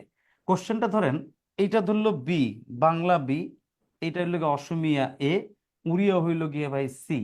আর আপনাকে এখানে ডি নাম্বারে যে অন্য আরেকটা কথা কইছে, ডি নাম্বারে আপনার যে কইতে পারে, ধরেন ডি নাম্বারে বলছে ইংরেজি, সে ফর এক্সাম্পল বলতেই পারে, ধরেন বলছে আপনাকে প্রশ্ন করছে বঙ্গ কামরূপী থেকে নিচের কোন ভাষার উৎপত্তি হয়েছে। এই কোশ্চেনটা যদি আপনাকে করে তাহলে আপনার উত্তর কি দিবেন? আগে এটা একটু বাংলা। বুঝাই দিই। দেখেন বঙ্গকামরূপী থেকে বাংলা, অসমীয়া, উড়িয়া তিনটা ভাষারই উৎপত্তি হয়েছে। আর ইংরেজির যে উৎপত্তি বঙ্গকামরূপী থেকে হয় নাই, এটা আপনিও জানেন আমিও জানি, তার মানে এটা আগে কাটা। এখন প্রশ্ন করছে বঙ্গকামরূপী থেকে কোন ভাষার উৎপত্তি হয়েছে, এটার উত্তর কি হবে? এখন এটার উত্তর দুই ভাবে দেওয়া যায়। যখন কোনো একটা এমসিকিউর অপশনের দুইটা উত্তরই রাইট হয়, ধরেন চারটা অপশনের দুইটা উত্তর রাইট, এই ক্ষেত্রে ভাই সিরিয়ালে যেটা প্রথমে থাকবে সেইটা উত্তর হবে। দেখেন তো বঙ্গ কামরূপী থেকে কোন ভাষার উৎপত্তি হয়েছে, বাংলা, অসমীয়া, উড়িয়া তিনটা ভাষারই তো উৎপত্তি বঙ্গ কামরূপী থেকে হয়েছে, বাট সিরিয়ালে আগে আছে অসমীয়া, উত্তর দেওয়ার কথা ছিল অসমীয়া, কিন্তু এই কোশ্চেনটায় আমি অসমীয়া উত্তর করতে পারবো না। নিয়ম যদিও বলে অসমীয়া উত্তর করতে, বাট এটার উত্তর করব কি ভাই আমরা, বাংলা। কারণ যেহেতু আমরা বাঙালি, আমাদের মাতৃভাষা বাংলা, তো আমাকে কোশ্চেনটা ওইভাবেই করছে, জাস্ট আমাকে একটু পেঁচে ফেলাচ্ছে যে বঙ্গ কামরূপী থেকে কোন ভাষার উৎপত্তি হয়েছে। আপনি এটাকে ধরবেন কি ভাই, যখন বাংলা, অসমীয়া, উড়িয়া তিনটাই থাকবে উত্তর ধরবেন বাংলা। আদারওয়াইজ অন্য কোনো জায়গায় যদি পান যে একটা এমসিকিউর উত্তর দুইটাও হইতে পারে, তিনটাও হইতে পারে, সেই ক্ষেত্রে সিরিয়ালে যেটা প্রথমে থাকবে ওইটা উত্তর হবে। আমি মনে হয় কথা এবং প্যাচ বুঝাইতে পারছি। যদি জি স্যার। সবাই স্যার সময় যদি সেকেন্ডটা যদি আমরা চয়েস করে অ্যান্সার দিই তাহলে সেক্ষেত্রে কি কোনো ভুল হবে অ্যান্সারের ক্ষেত্রে? কোনটা দিবেন ভাই? যদি সেকেন্ডটা, প্রথমটা রাইট ঠিক আছে, বাট আমি সেকেন্ডটা যদি দেওয়ার দেই তাহলে কি সেক্ষেত্রে ভুল হবে অ্যান্সার? অবশ্যই ভুল হবে। যখন দুইটা অপশন রাইট হবে তখন দ্বিতীয়টা আপনি কখনো উত্তর করতে পারবেন না, আপনাকে প্রথমটাই উত্তর করতে হবে। জি স্যার, বুঝতে পারছি। এটা আপনাকে প্রথমটা করতে হবে। আর এইটা একটু ব্যতিক্রম, এটার উত্তর বাংলা দিতে হবে, আমি যদি ভুল না করি। এই পর্যন্ত ক্লিয়ার ভাই? জি সবাই স্যার, বুঝতে ক্লিয়ার পারছেন? আছে। থ্যাংক ইউ আচ্ছা, স্যার। এই পর্যন্ত যদি বুঝতে পারেন, বাংলা ভাষা নিয়ে আরো কিছু কথা আছে। কথাগুলো কি ভাই? ভাষাভাষীর দিক থেকে বাংলা পৃথিবীর ষষ্ঠ বৃহত্তম মাতৃভাষা। কত ভাই? ষষ্ঠ ষষ্ঠ বৃহত্তম বৃহত্তম মাতৃভাষা। এখন আপনাদের মনে অনেকের প্রশ্ন হইতে পারে যে ভাইয়া এইখানে যে একটু প্রবলেম আছে, মাতৃভাষা, এই প্রবলেম কি ভাই? আমি তো অনেক জায়গায় বইতে পড়ছি ভাষাভাষীর দিক থেকে বাংলা পৃথিবীর 14th বৃহত্তম মাতৃভাষা, তাহলে আমি এখন কেন ষষ্ঠ দেব? আপনি কথা যেটা পড়ছিলেন সেটাও রাইট ছিল, বাট বিষয় তথ্যটা আপডেট হয়েছে। আপনাকে এখন যদি কোশ্চেন করে ভাষাভাষীর দিক থেকে বাংলা পৃথিবীর কততম বৃহত্তম মাতৃভাষা, উত্তর হবে ভাই কি? ষষ্ঠ বৃহত্তম মাতৃভাষা। এবং ভাষার মূল উপাদান কি? ভাষার মূল উপাদান বললে উত্তর হবে ভাই ধ্বনি। ভাষার মূল উপাদান ধ্বনি, বাট ভাষার মূল উপকরণ উত্তর হবে কি ভাই? বাক্য। তাহলে আপনাকে যদি কোশ্চেন করে ভাষার মূল উপাদান কি, উত্তর হবে ধ্বনি। ভাষার মূল উপকরণ কি, উত্তর হবে কি ভাই? বাক্য। পৃথিবীতে কত হাজারের বেশি ভাষা প্রচলিত আছে? উত্তর ভাইয়া 3500-এরও বেশি ভাষা প্রচলিত আছে। তাহলে পৃথিবীতে কত হাজারের বেশি ভাষা প্রচলিত আছে? উত্তর 3500-এর বেশি ভাষা প্রচলিত আছে। বাংলা ভাষায় কথা বলে কত কোটি লোক? ভাই প্রায় 30 কোটি লোক বাংলা ভাষায় কথা বলে। বাংলা ভাষায় কথা বলে কত কোটি লোক? প্রায় 30 কোটি লোক। এবং দেশ কাল ও পরিবেশ ভেদে ভাষার পার্থক্য দেখা যায়। দেশ কাল ও পরিবেশ ভেদে কিসের পার্থক্য দেখা যায়? উত্তর ভাষার পার্থক্য দেখা যায়। ভাইয়া প্রতিটা ভাষার কয়টা লিখিত রূপ থাকে? আমার বইয়ে আছে একটু অন্যরকম, বাট এটার উত্তর পড়বেন, প্রতিটা ভাষার 2টা লিখিত রূপ পাওয়া যায়। 2টা লিখিত রূপ কি ভাই? একটার নাম হইলো ভাই লৈখিক, আর একটাকে আমরা বলি কি ভাই? মৌখিক। তাহলে একটা মৌখিক। হলো লৈখিক আর একটার নাম হলো মৌখিক। এই মৌখিকটা যদি আমি এখানে লিখি তাহলে একটা লৈখিক, একটা গেল মৌখিক। মজার বিষয় হলো এই লৈখিকেরও 2টা রূপ আছে, মৌখিকেরও 2টা রূপ আছে। লৈখিকের রূপ 2টা কি কি আছে ভাই? একটা সাধু আর একটার নাম হলো গিয়া চলিত। আবার মৌখিকেরও কয়টা রূপ আছে ভাই? 2টা, একটা চলিত আর একটার নাম কি ভাই? আঞ্চলিক ভাষা। আঞ্চলিক বা উপভাষা। Very good. আঞ্চলিক ভাষার আর এক নাম কি ভাইয়া? উত্তর হলো গিয়া উত্তর হলো গিয়া উপভাষা। তাহলে আমি যদি এই পর্যন্ত একটু দেখি একটা জিনিস দেখেন, এই লৈখিক এবং মৌখিকে একটা ভাষা কমন, ভাষাটার নাম চলিত। 2টা জায়গায় দেখেন আপনি এই ভাষাটা পাবেন, এটা একটু খুঁজলেই দেখেন পাইছি। বইতে একটু অন্যরকম আছে, বাট আপনার লেকচার আমি যেটা পড়াচ্ছি ক্লাসে ওইটা পড়েন। তাহলে প্রথম থেকে যদি বলি, ভাষাভাষীর দিক থেকে বাংলা পৃথিবীর 6ষ্ঠ বৃহত্তম মাতৃভাষা। ভাইয়া ভাষার মূল উপাদান কি? উত্তর ভাষার মূল উপাদান ধ্বনি। ভাই ভাষার মূল উপকরণ কি? উত্তর ভাষার মূল উপকরণ বাক্য। ভাই পৃথিবীতে কত হাজারের বেশি ভাষা প্রচলিত আছে? উত্তর 3500-এর বেশি ভাষা প্রচলিত আছে। ভাই দেশ কাল ও পরিবেশ ভেদে কিসের পার্থক্য দেখা যায়? উত্তর ভাষার পার্থক্য দেখা যায়। ভাই প্রতিটা ভাষার কয়টা লিখিত রূপ পাওয়া যায়? উত্তর 2টা লিখিত রূপ পাওয়া যায়। ভাই রূপ 2টা কি কি? একটা লৈখিক আর একটার নাম কি? মৌখিক। ভাই লৈখিকের রূপ কয়টা? উত্তর 2টা, একটা সাধু আর একটা নাম চলিত। ভাইয়া মৌখিকের রূপ 2টা কয়টা? উত্তর 2টা, একটা চলিত আর একটা আঞ্চলিক। ভাই আঞ্চলিক ভাষার আর একটা নাম কি ভাষা? উত্তর উপভাষা। এই ছিল ভাষা নিয়ে একটু কথা বলা। এই পর্যন্ত কি বুঝতে পারছেন? জি ভাইয়া। জি, এই পর্যন্ত যদি বুঝতে পারেন, এখানে আর একটা জিনিস আছে, পার্থক্যের বিষয় আছে। এখানে আর একটা জিনিস আছে, সাধু এবং চলিত ভাষার একটা পার্থক্য আছে। ভাই পার্থক্যগুলো কি? আবার বইয়ে একটা পার্থক্য দেওয়া আছে, আর আমি 4-5টা পার্থক্য মুখে বলি। 2টার ভিতরে 2টাই আপনি পড়েন, বাট আমার মুখেরটা যেটা শুনবেন এটা বেশি ইম্পর্টেন্ট। কিরকম দেখেন, নাটকের সংলাপ ও বক্তৃতার অনুপযোগী ভাষার নাম সাধু ভাষা। তাহলে উপযোগী ভাষার নাম কি ভাই? চলিত ভাষা। চলিত ভাষা। তৎসম শব্দ বেশি ব্যবহার করা হয় কোথায় ভাই? সাধু ভাষায়। তদ্ভব শব্দ বেশি ব্যবহার করা হয় কোথায় ভাই? চলিত ভাষায়। সর্বনাম ও ক্রিয়াপদ বেশি ব্যবহার করা হয় কোথায়? উত্তর সাধু ভাষায়। সর্বনাম ও ক্রিয়া একটু মাইকটা একটু মিউট করে নিন ভাইয়া। সর্বনাম ও ক্রিয়াপদ বেশি ব্যবহার করা হয় কোথায় ভাই? সাধু ভাষায়। সর্বনাম ও ক্রিয়াপদ কম ব্যবহার করা হয় কোথায় ভাইয়া? উত্তর চলিত ভাষায়। দলিল দস্তাবেজের ভাষার নাম কি ভাইয়া? সাধু ভাষা। মানুষের মুখের ভাষার নাম কি ভাইয়া? চলিত ভাষা। অপরিবর্তনশীল ভাষার নাম কি ভাইয়া? সাধু। পরিবর্তনশীল ভাষার নাম কি ভাইয়া? চলিত। এখন এই পর্যন্ত যদি একটু বলি, যার মাইকটা অন আছে মাইকটা একটু মিউট করে নিয়েন। এবার আবার একটু প্রথম থেকে বলি, নাটকের সংলাপ ও বক্তৃতার অনুপযোগী ভাষার নাম সাধু ভাষা। তাহলে উপযোগী ভাষার নাম চলিত ভাষা। আমরা বলছিলাম তৎসম শব্দ বেশি ব্যবহার করা হয় সাধু ভাষায়, তদ্ভব শব্দ বেশি ব্যবহার করা হয় চলিত ভাষায়, সর্বনাম ও ক্রিয়াপদ বেশি ব্যবহার করা হয় সাধু ভাষায়, কম ব্যবহার করা হয় চলিত ভাষায়। দলিল দস্তাবেজের ভাষার নাম সাধু, মানুষের মুখের ভাষার নাম চলিত। অপরিবর্তনশীল ভাষার নাম সাধু, পরিবর্তনশীল ভাষার নাম চলিত। এই পার্থক্যগুলো আমরা পড়ছিলাম। এখন প্রথম থেকে যদি পুরো ভাষা নিয়ে আমি সামারি দেই, সামারিটা একটু শুনেন, আপনার পুরো জিনিসটা পড়া হবে। সামারি একেবারে প্রথম থেকে দেব ভাষা নিয়ে, তারপর আমরা ধ্বনি ও বর্ণ প্রকরণে যাব। ভাষা নিয়ে সামারি দিলে যদি দেই, আমরা বলছিলাম যে ভাষা যখন অন্য কোনো ভাষার সংস্পর্শে চলে আসে তখন তাকে বলি ভাষা বংশ। বাংলা ভাষা এরকম একটা ভাষা বংশের অন্তর্ভুক্ত, তার নাম ইন্দো ইউরোপীয় ভাষা। এটা থেকে দুইটা অংশ পাই, একটা কেন্তম আর একটা শতম। কেন্তমে কথা বলতো ইউরোপের লোকজনগুলো, শতমে কথা বলতো চারটা জাতি, ভারতীয়, ইরানীয়, মিশরীয়, আরবীয়। ইরানীদের আরেকটা নাম ছিল আর্য জাতি। তারা 200 খ্রিস্টপূর্বাব্দে ভারতবর্ষে আসে। আসার পর তাদের ভাষার সাথে মিশা ভারতীয় ভাষাটার নাম হয়ে যায় ভারতীয় আর্য ভাষা। ভারতীয় আর্য ভাষা থেকে পরে আমরা দুইটা ভাষা পাই, একটা লেখার জন্য সংস্কৃত, বলার জন্য পাই প্রাকৃত। বর্তমানে বাংলা ভাষার উৎপত্তি হয়েছে প্রাকৃত ভাষা থেকে। এইখানে আবার দুইটা মতবাদ হয়।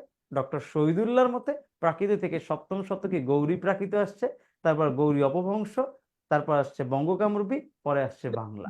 ডক্টর সুনীতি কুমার চট্টোপাধ্যায়ের মতে 10ম শতকে মাগধী প্রাকৃত, মাগধী অপভ্রংশ, মাগধী, তারপর দেখুন বঙ্গকামরূপী, বঙ্গকামরূপীর পর আসছে বাংলা। এইভাবে ভাষার উৎপত্তি হয়েছে। ভাষার মূল উপাদানের নাম ধ্বনি, ভাষার মূল উপকরণের নাম বাক্য। পৃথিবীতে প্রায় 3500-এর বেশি ভাষা প্রচলিত আছে। ভাষাভাষীর দিক থেকে বাংলা পৃথিবীর 6ষ্ঠ বৃহত্তম মাতৃভাষা। বাংলা ভাষায় কথা বলে প্রায় 30 কোটি লোক। দেশ, কাল ও পরিবেশ ভেদে ভাষার পার্থক্য হয়। আমরা আরো পড়ছিলাম প্রতিটা ভাষার দুইটা রূপ পাই, একটা লৈখিক, একটা মৌখিক। লৈখিকের রূপ দুইটা, একটা সাধু, একটা চলিত। মৌখিক রূপ দুইটা, একটা চলিত, একটা আঞ্চলিক ভাষা। আঞ্চলিক ভাষার আরেকটা নাম হলো উপভাষা। লৈখিক এবং মৌখিকে একটা ভাষা কমন, ভাষাটার নাম চলিত। আমরা আবার একটা পার্থক্য পড়ছিলাম, নাটকের সংলাপ ও বক্তৃতার অনুপযোগী ভাষার নাম সাধু ভাষা, উপযোগী ভাষার নাম চলিত ভাষা। তৎসম শব্দ বেশি ব্যবহার করা হয় সাধু ভাষায়, তদ্ভব শব্দ বেশি ব্যবহার করা হয় চলিত ভাষায়। সর্বনাম ক্রিয়াপদ বেশি ব্যবহার করা হয় সাধু ভাষায়, কম ব্যবহার করা হয় চলিত ভাষায়। দলিল দস্তাবেজের ভাষার নাম সাধু, আর মানুষের মুখের ভাষার নাম চলিত। অপরিবর্তনশীল ভাষার নাম সাধু, পরিবর্তনশীল ভাষার নাম চলিত। এই ছিল ভাষা নিয়ে পড়ানো। কারো কোনো প্রশ্ন আছে কিনা বলেন, আমি আপনার প্রশ্নের উত্তর দিই। স্যার আগের পেজটা একটু স্ক্রিনশট দিব স্যার, একটু দিন। জি স্যার, ওটা মিস আছে স্ক্রিনশটটা। দেন এটা স্যার একটা জনসংখ্যার দিক থেকে মনে হয় বাংলা ভাষার অবস্থান 7ম, আমরা তো মাতৃভাষার দিক থেকে জানি 6ষ্ঠ। আচ্ছা 7ম, ওর অবস্থানের দিক থেকে 7ম, এটা ঠিক আছে। আপনাকে যদি দুইভাবে বলে কোশ্চেন দুইভাবে আসতে পারে, দুইভাবে যেভাবে আসবে ওইভাবে উত্তর করবেন। ভাষাভাষীর দিক থেকে 6ষ্ঠ, আর অবস্থানের দিক থেকে 7ম, দুইভাবেই পড়বেন। বুঝতে ঠিক আছে। পারছি? এবার জি একটু স্যার। খেয়াল করি। আমার বইয়ে আরো কিছু তথ্য দেওয়া আছে, স্ক্রিনশট দেওয়ার আমি সময় দিচ্ছি। আমার বইয়ে আরো কিছু তথ্য আছে, দেখবেন বাংলা ভাষার উৎপত্তি হয়েছে যে ব্রাহ্মী লিপি, খরষ্ট লিপি, কুটিল লিপি, এই লিপি সেই লিপি নিয়ে অনেকগুলো কথা বইয়ের একটা অংশে দেওয়া আছে। স্যার এবং ভারতীয় লিপিমালা এটা। হ্যাঁ স্যার ভারতীয় লিপিমালা। হ্যাঁ, ওইখানে ওই জায়গায় কিছু কথা দেওয়া আছে। এই লিপিমালা নিয়ে যে কথাগুলো আছে, বাসায় একটু মনোযোগ সহকারে নিজে একটু সিরিয়াল বাই পড়বেন, বাকিটা বুঝে যাবেন। এবার স্ক্রিনশট নেন।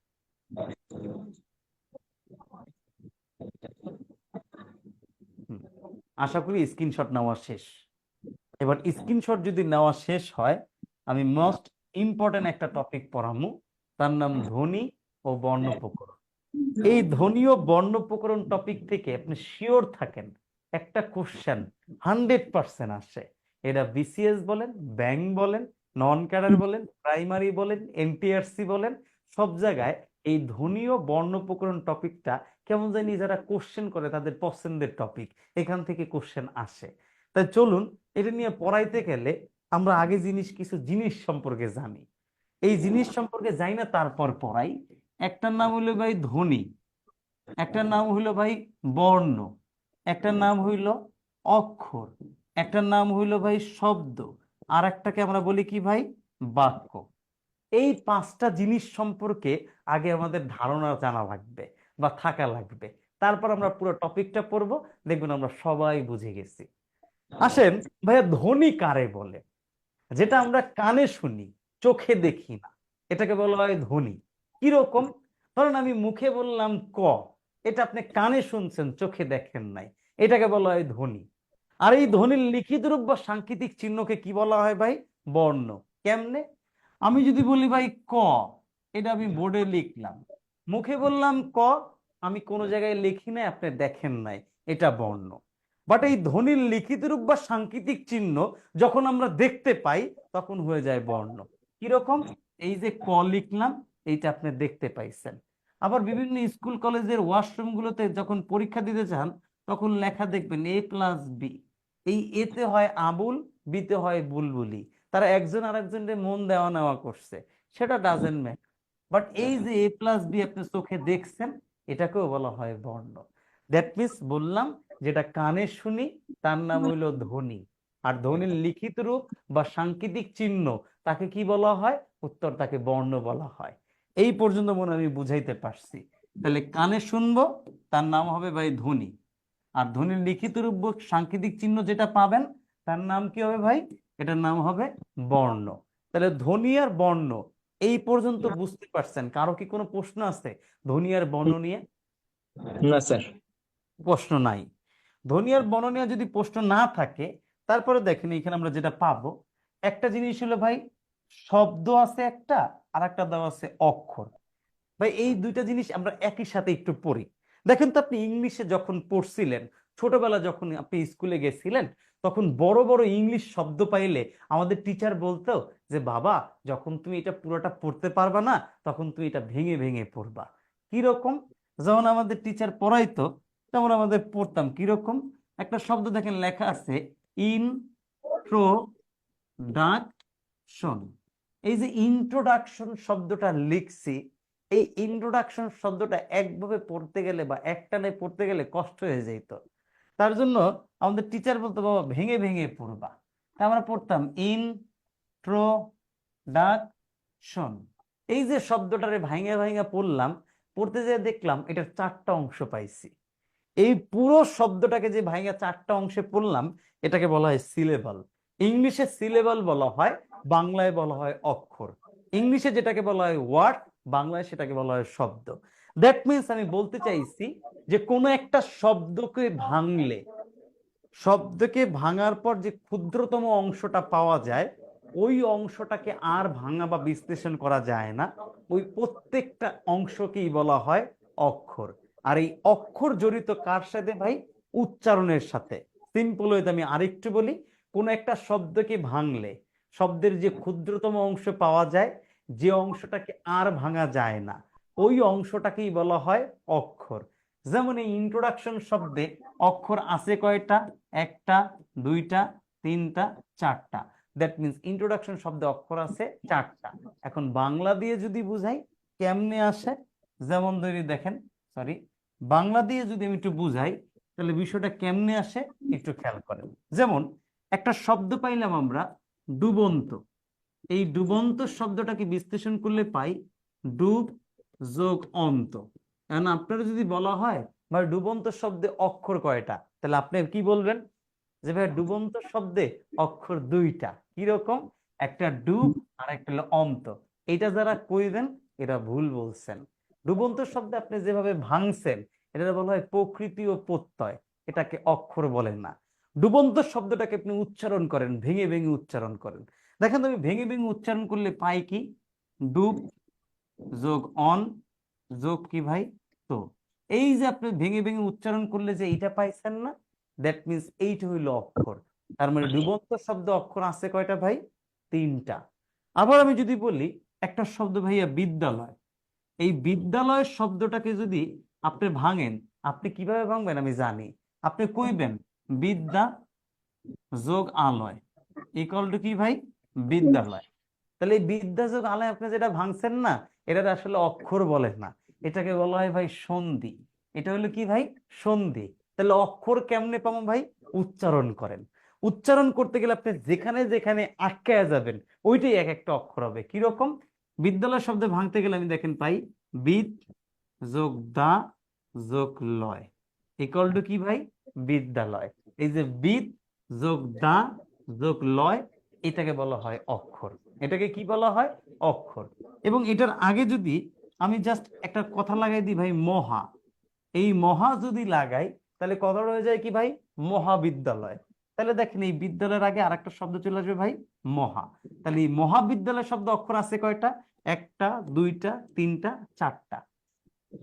এইভাবে আপনাকে যদি আমি আবার একটা কোশ্চেন করি ভাই, বিশ্ববিদ্যালয় শব্দে, বিশ্ববিদ্যালয় এই শব্দে অক্ষর আছে কয়টা?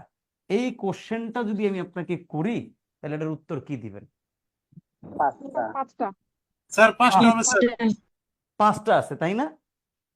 স্যার 5টা 5টা কেন? গুড, ভেরি গুড, সবাইকে ধন্যবাদ যে আপনারা বুঝতে পারছেন। 5টা কিরকম ভাই? এই 20টা 20 শব্দকে বাংলা 20, তারপর বলুন কি শো ভাই? Show show. আর বিদ্যালয়ে আছে কয়টা ভাই? 3টা। 3টা তাহলে কয়টা হয়েছে ভাই? 5টা। 5টা একটুকে ভাঙছি। তাহলে আমাকে একটু বলেন তো ভাই, চলন্ত শব্দ অক্ষর আছে কয়টা?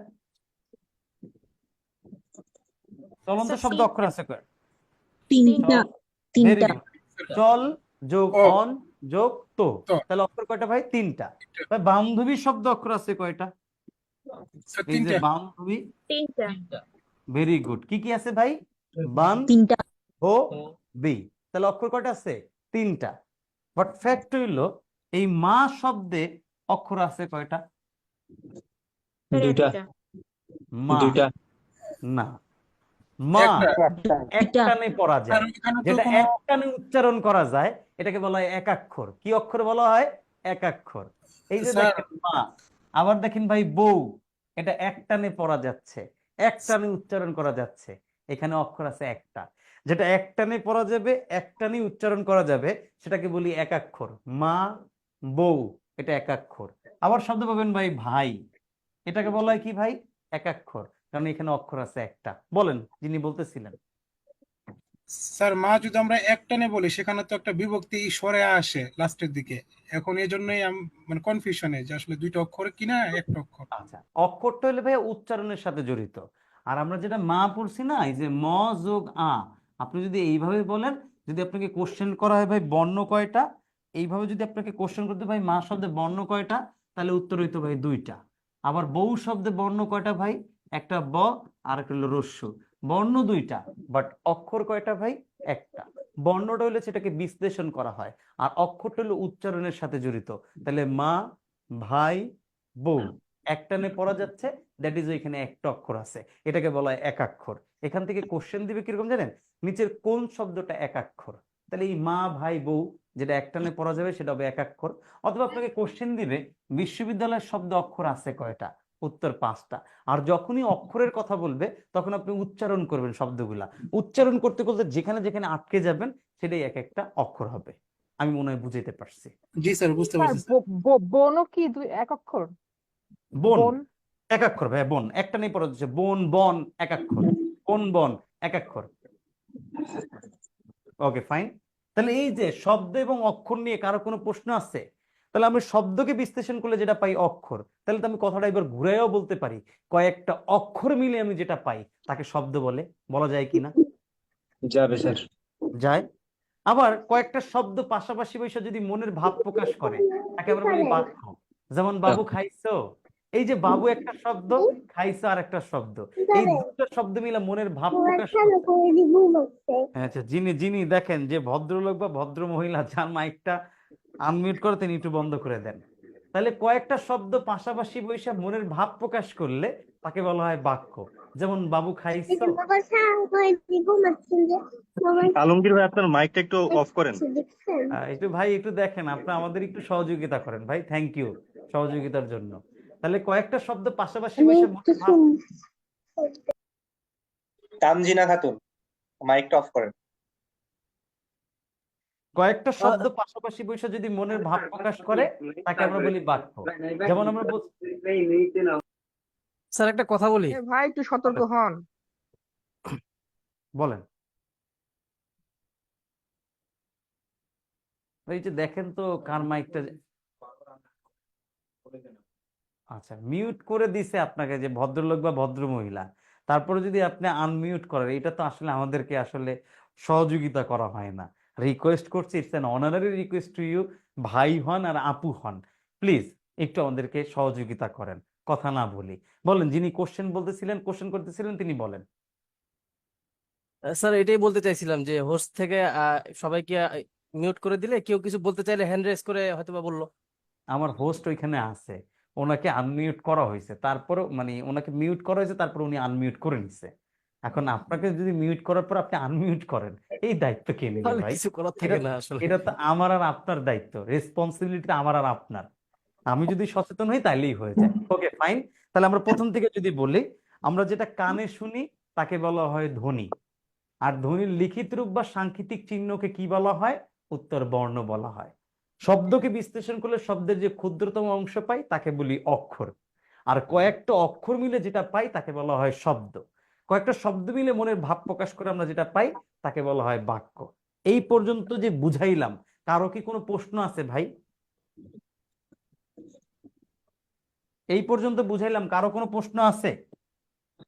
না স্যার। নাই, নাই। না প্রশ্ন যদি না থাকে এইবার আমরা মনোযোগ সহকারে আমাদের টপিকটা পড়তে পারি। বাংলা ভাষায় ভাই স্বরবর্ণ আছে 11টা, ব্যঞ্জন বর্ণ আছে 39টা, এই টোটাল মিলে বর্ণ আছে ভাই 50টা। এই 50টা বর্ণকে একত্রে বলা হয় বর্ণমালা। আর বর্ণমালা কয়টা? উত্তর একটা। তাহলে আপনাকে যদি পরীক্ষায় কোশ্চেন করে, কিভাবে কোশ্চেন আসে বুঝিয়ে দিচ্ছি। স্বরবর্ণ কয়টা? 11টা। ব্যঞ্জন বর্ণ কয়টা? 39টা। টোটাল বর্ণ কয়টা? উত্তর 50টা। বর্ণমালা কয়টা? এই 50টা বর্ণকেই একত্রে বর্ণমালা বলে, এই জন্য বর্ণমালা একটা।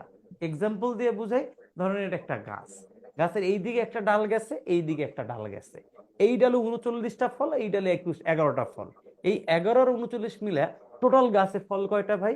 50টা। বাট গাছ কয়টা? একটা। দ্যাট ইজ ওয়াই আমাদের বাংলা ভাষার যতগুলো কথা আমরা দৈনন্দিন জীবনে বলি বা ব্যবহার করি, সবগুলো এই 50টা বর্ণ ব্যবহার করি আমরা লিখি বা করি বা বলে থাকি। দ্যাট ইজ ওয়াই আপনাকে যদি প্রশ্ন করা হয় বর্ণমালা কয়টা, উত্তর হবে একটা। বর্ণ কয়টা, উত্তর হবে 50টা।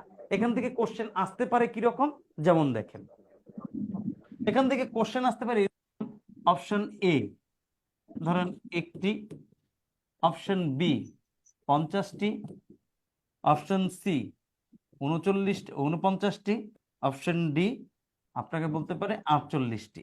প্রশ্ন করছে বাংলা ভাষায় বর্ণ কয়টা, এই কোশ্চেন যদি করে তাহলে এটার উত্তর হবে ভাই 50টা, এর নিয়ে কোনো প্রবলেম নাই। আপনাকে প্রশ্ন করছে বাংলা ভাষায় বর্ণমালা কয়টা, এই কোশ্চেন যদি আপনাকে করে তাহলে উত্তর হবে কয়টা ভাই? একটা।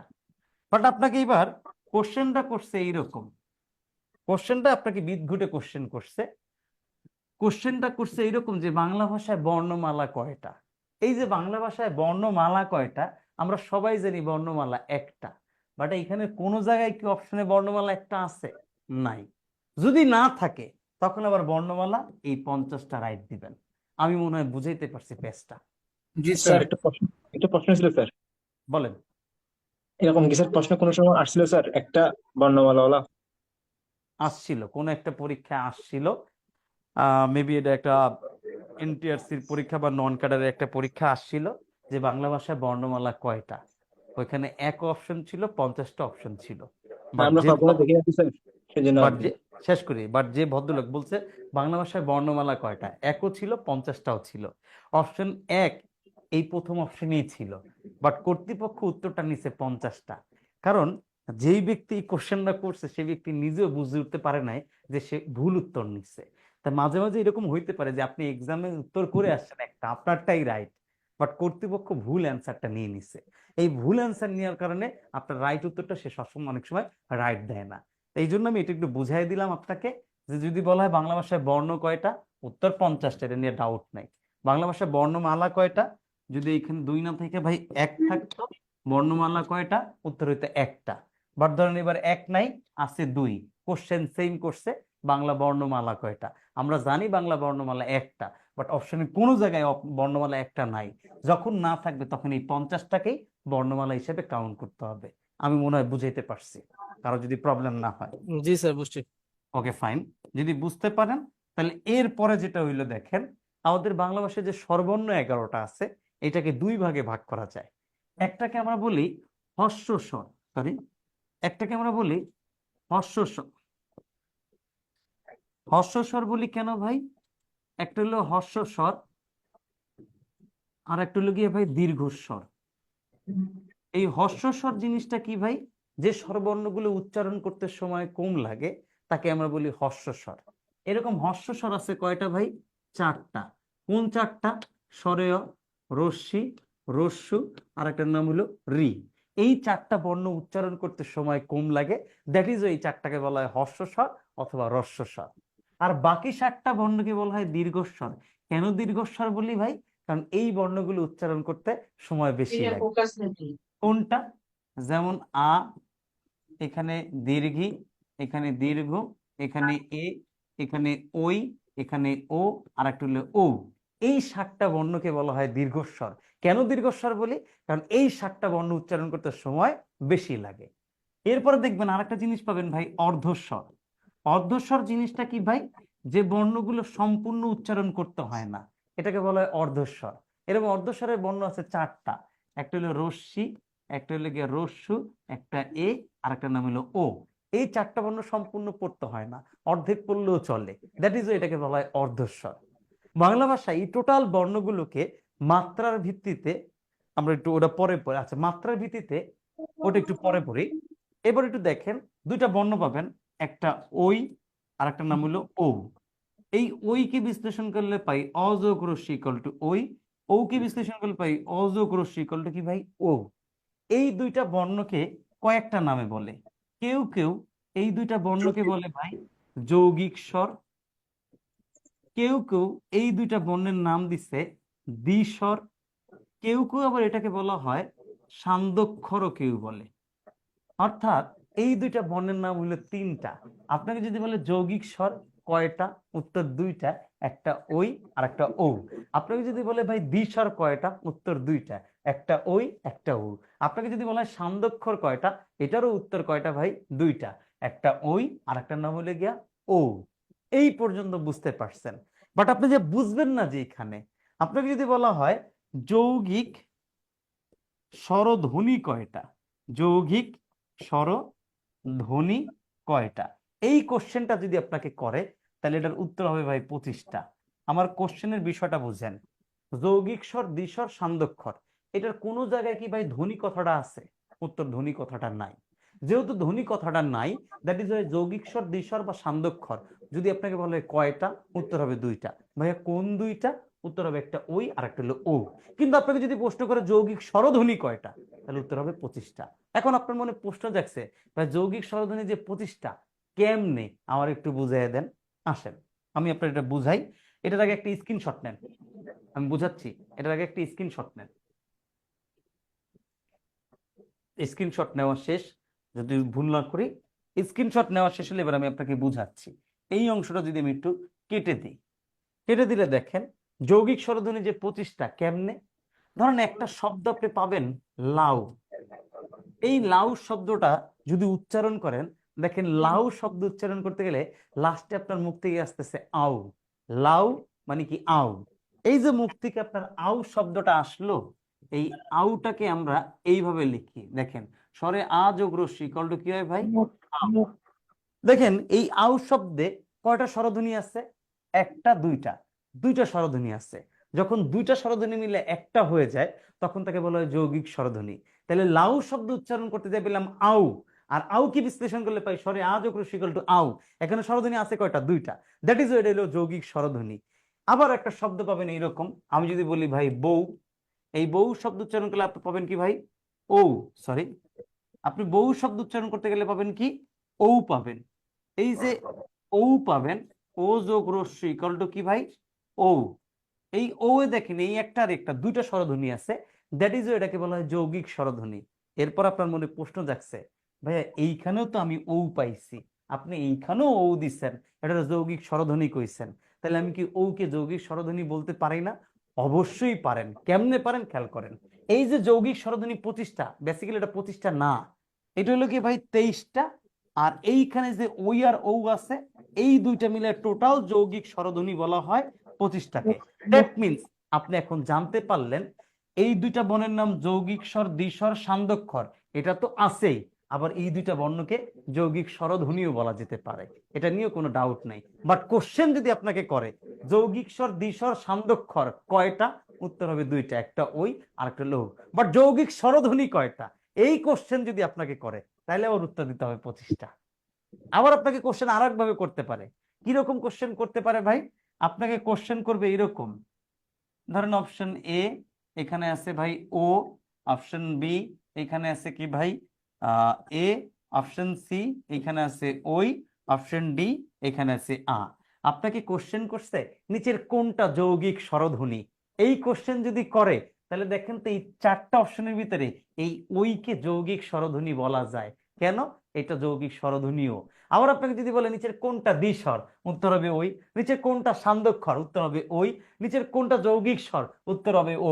আবার যদি কোশ্চেন করে নিচের কোনটা যৌগিক স্বরধ্বনি, তাও উত্তর কি ভাই? ওই। আমি মনে হয় এই পর্যন্ত বুঝাইতে পারছি, যদি ভুল না করি। কারো কি কোনো প্রশ্ন আছে? না স্যার। না স্যার, বুঝছি। বুঝতে পারছেন? আর একটা জিনিস বুঝে পুরোটা জিনিস আমি সামারি দিচ্ছি। আর একটা জিনিস আমি আপনাদের কি বুঝামো দেখেন, সরি, ওকে ফাইন, হ্যাঁ। এই আরেকটা জিনিস যদি আমি আপনাকে বুঝাই, বাংলা ভাষার মাত্রার ভিত্তিতে বর্ণগুলোর 3 ভাগে ভাগ করছে। কিরকম 3 ভাগে? একটা হলো ভাই পূর্ণমাত্রার বর্ণ। পূর্ণমাত্রার বর্ণ আছে 3, পূর্ণমাত্রার বর্ণ। এই পূর্ণমাত্রার বর্ণ ভাই টোটাল 32টা। এই 32টার ভিতরে 26টা হলো ব্যঞ্জন বর্ণ, 6টা হলো স্বরবর্ণ। এই পূর্ণমাত্রার পরে আপনি যেটা পাবেন এটার নাম হলো ভাই অর্ধমাত্রার বর্ণ। অর্ধমাত্রার বর্ণ কয়টা আছে ভাই? 8টা। এর ভিতরে একটা হলো স্বরবর্ণ, সরি 7টা হলো ব্যঞ্জন বর্ণ আর একটা হলো স্বরবর্ণ। ভাই স্বরবর্ণটার নাম কি? উত্তর ঋ। আবার মাত্রাহীন বর্ণ আছে কয়টা রে ভাই? এই কোশ্চেনটা মাঝে মাঝেই কিন্তু আসে। মাত্রাহীন বর্ণ আছে টোটাল ভাই 10টা। এই 10টার ভিতরে 6টা হলো ব্যঞ্জন বর্ণ, 4টা হলো স্বরবর্ণ। তাহলে আমরা একটু খেয়াল করি, তাহলে মাত্রার ভিত্তিতে বর্ণগুলোর কয় ভাগে ভাগ করা যায়? উত্তর 3 ভাগে। পূর্ণমাত্রার বর্ণ কয়টা ভাইয়া? 32টা। 26টা ব্যঞ্জন বর্ণ, 6টা স্বরবর্ণ। অর্ধমাত্রার বর্ণ কয়টা? 8টা। 7টা ব্যঞ্জন বর্ণ, একটা স্বরবর্ণ। ভাই স্বরবর্ণটার নাম কি? উত্তর ঋ। মাত্রাহীন বর্ণ কয়টা ভাইয়া? 10টা। 6টা ব্যঞ্জন বর্ণ, 4টা স্বরবর্ণ। এই পর্যন্ত গেল। স্বরবর্ণের একটা সংক্ষিপ্ত রূপ আছে, তাকে আমরা বলি কার। এই কার চিহ্ন টোটাল 10টা। স্বরে অ এই বর্ণটার কোনো কার চিহ্ন নাই, এটাকে বলা হয় নীলিন অথবা বিলীন বর্ণ। নীলিন অথবা কি বর্ণ? বিলীন বর্ণ বলা হয়। তাহলে স্বরবর্ণের সংক্ষিপ্ত রূপকে বলি কি আমরা ভাই? কার বলি। নীলিন অথবা স্বরবর্ণের সংক্ষিপ্ত রূপ হলো 10টা, এটাকে বলা হয় কার। আর অবর্ণের কোনো কার চিহ্ন নাই, এটার নাম নীলিন অথবা বিলীন বর্ণ। এই পর্যন্ত ছিল আমাদের স্বরবর্ণ নিয়ে আলোচনা।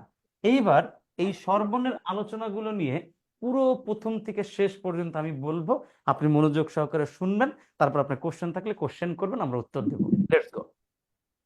আমরা বলছিলাম বাংলা ভাষায় যে বর্ণগুলো আছে তার 2 ভাগে ভাগ করি, একটা স্বরবর্ণ আর একটা হলো ব্যঞ্জন বর্ণ। যে ধ্বনিগুলো উচ্চারণ করার সময় ফুসফুসতাড়িত বাতাসটা কোথাও বাধা পায় না তাকে আমরা বলি স্বরবর্ণ, আর যেটাকে উচ্চারণ করার সময় ফুসফুসতাড়িত বাতাস কোথাও না কোথাও বাধা পায় তাকে আমরা বলি ব্যঞ্জন বর্ণ। বাংলা ভাষার স্বরবর্ণ আছে 11টা, ব্যঞ্জন বর্ণ আছে 39টা, টোটাল বর্ণ আছে ভাই 50টা।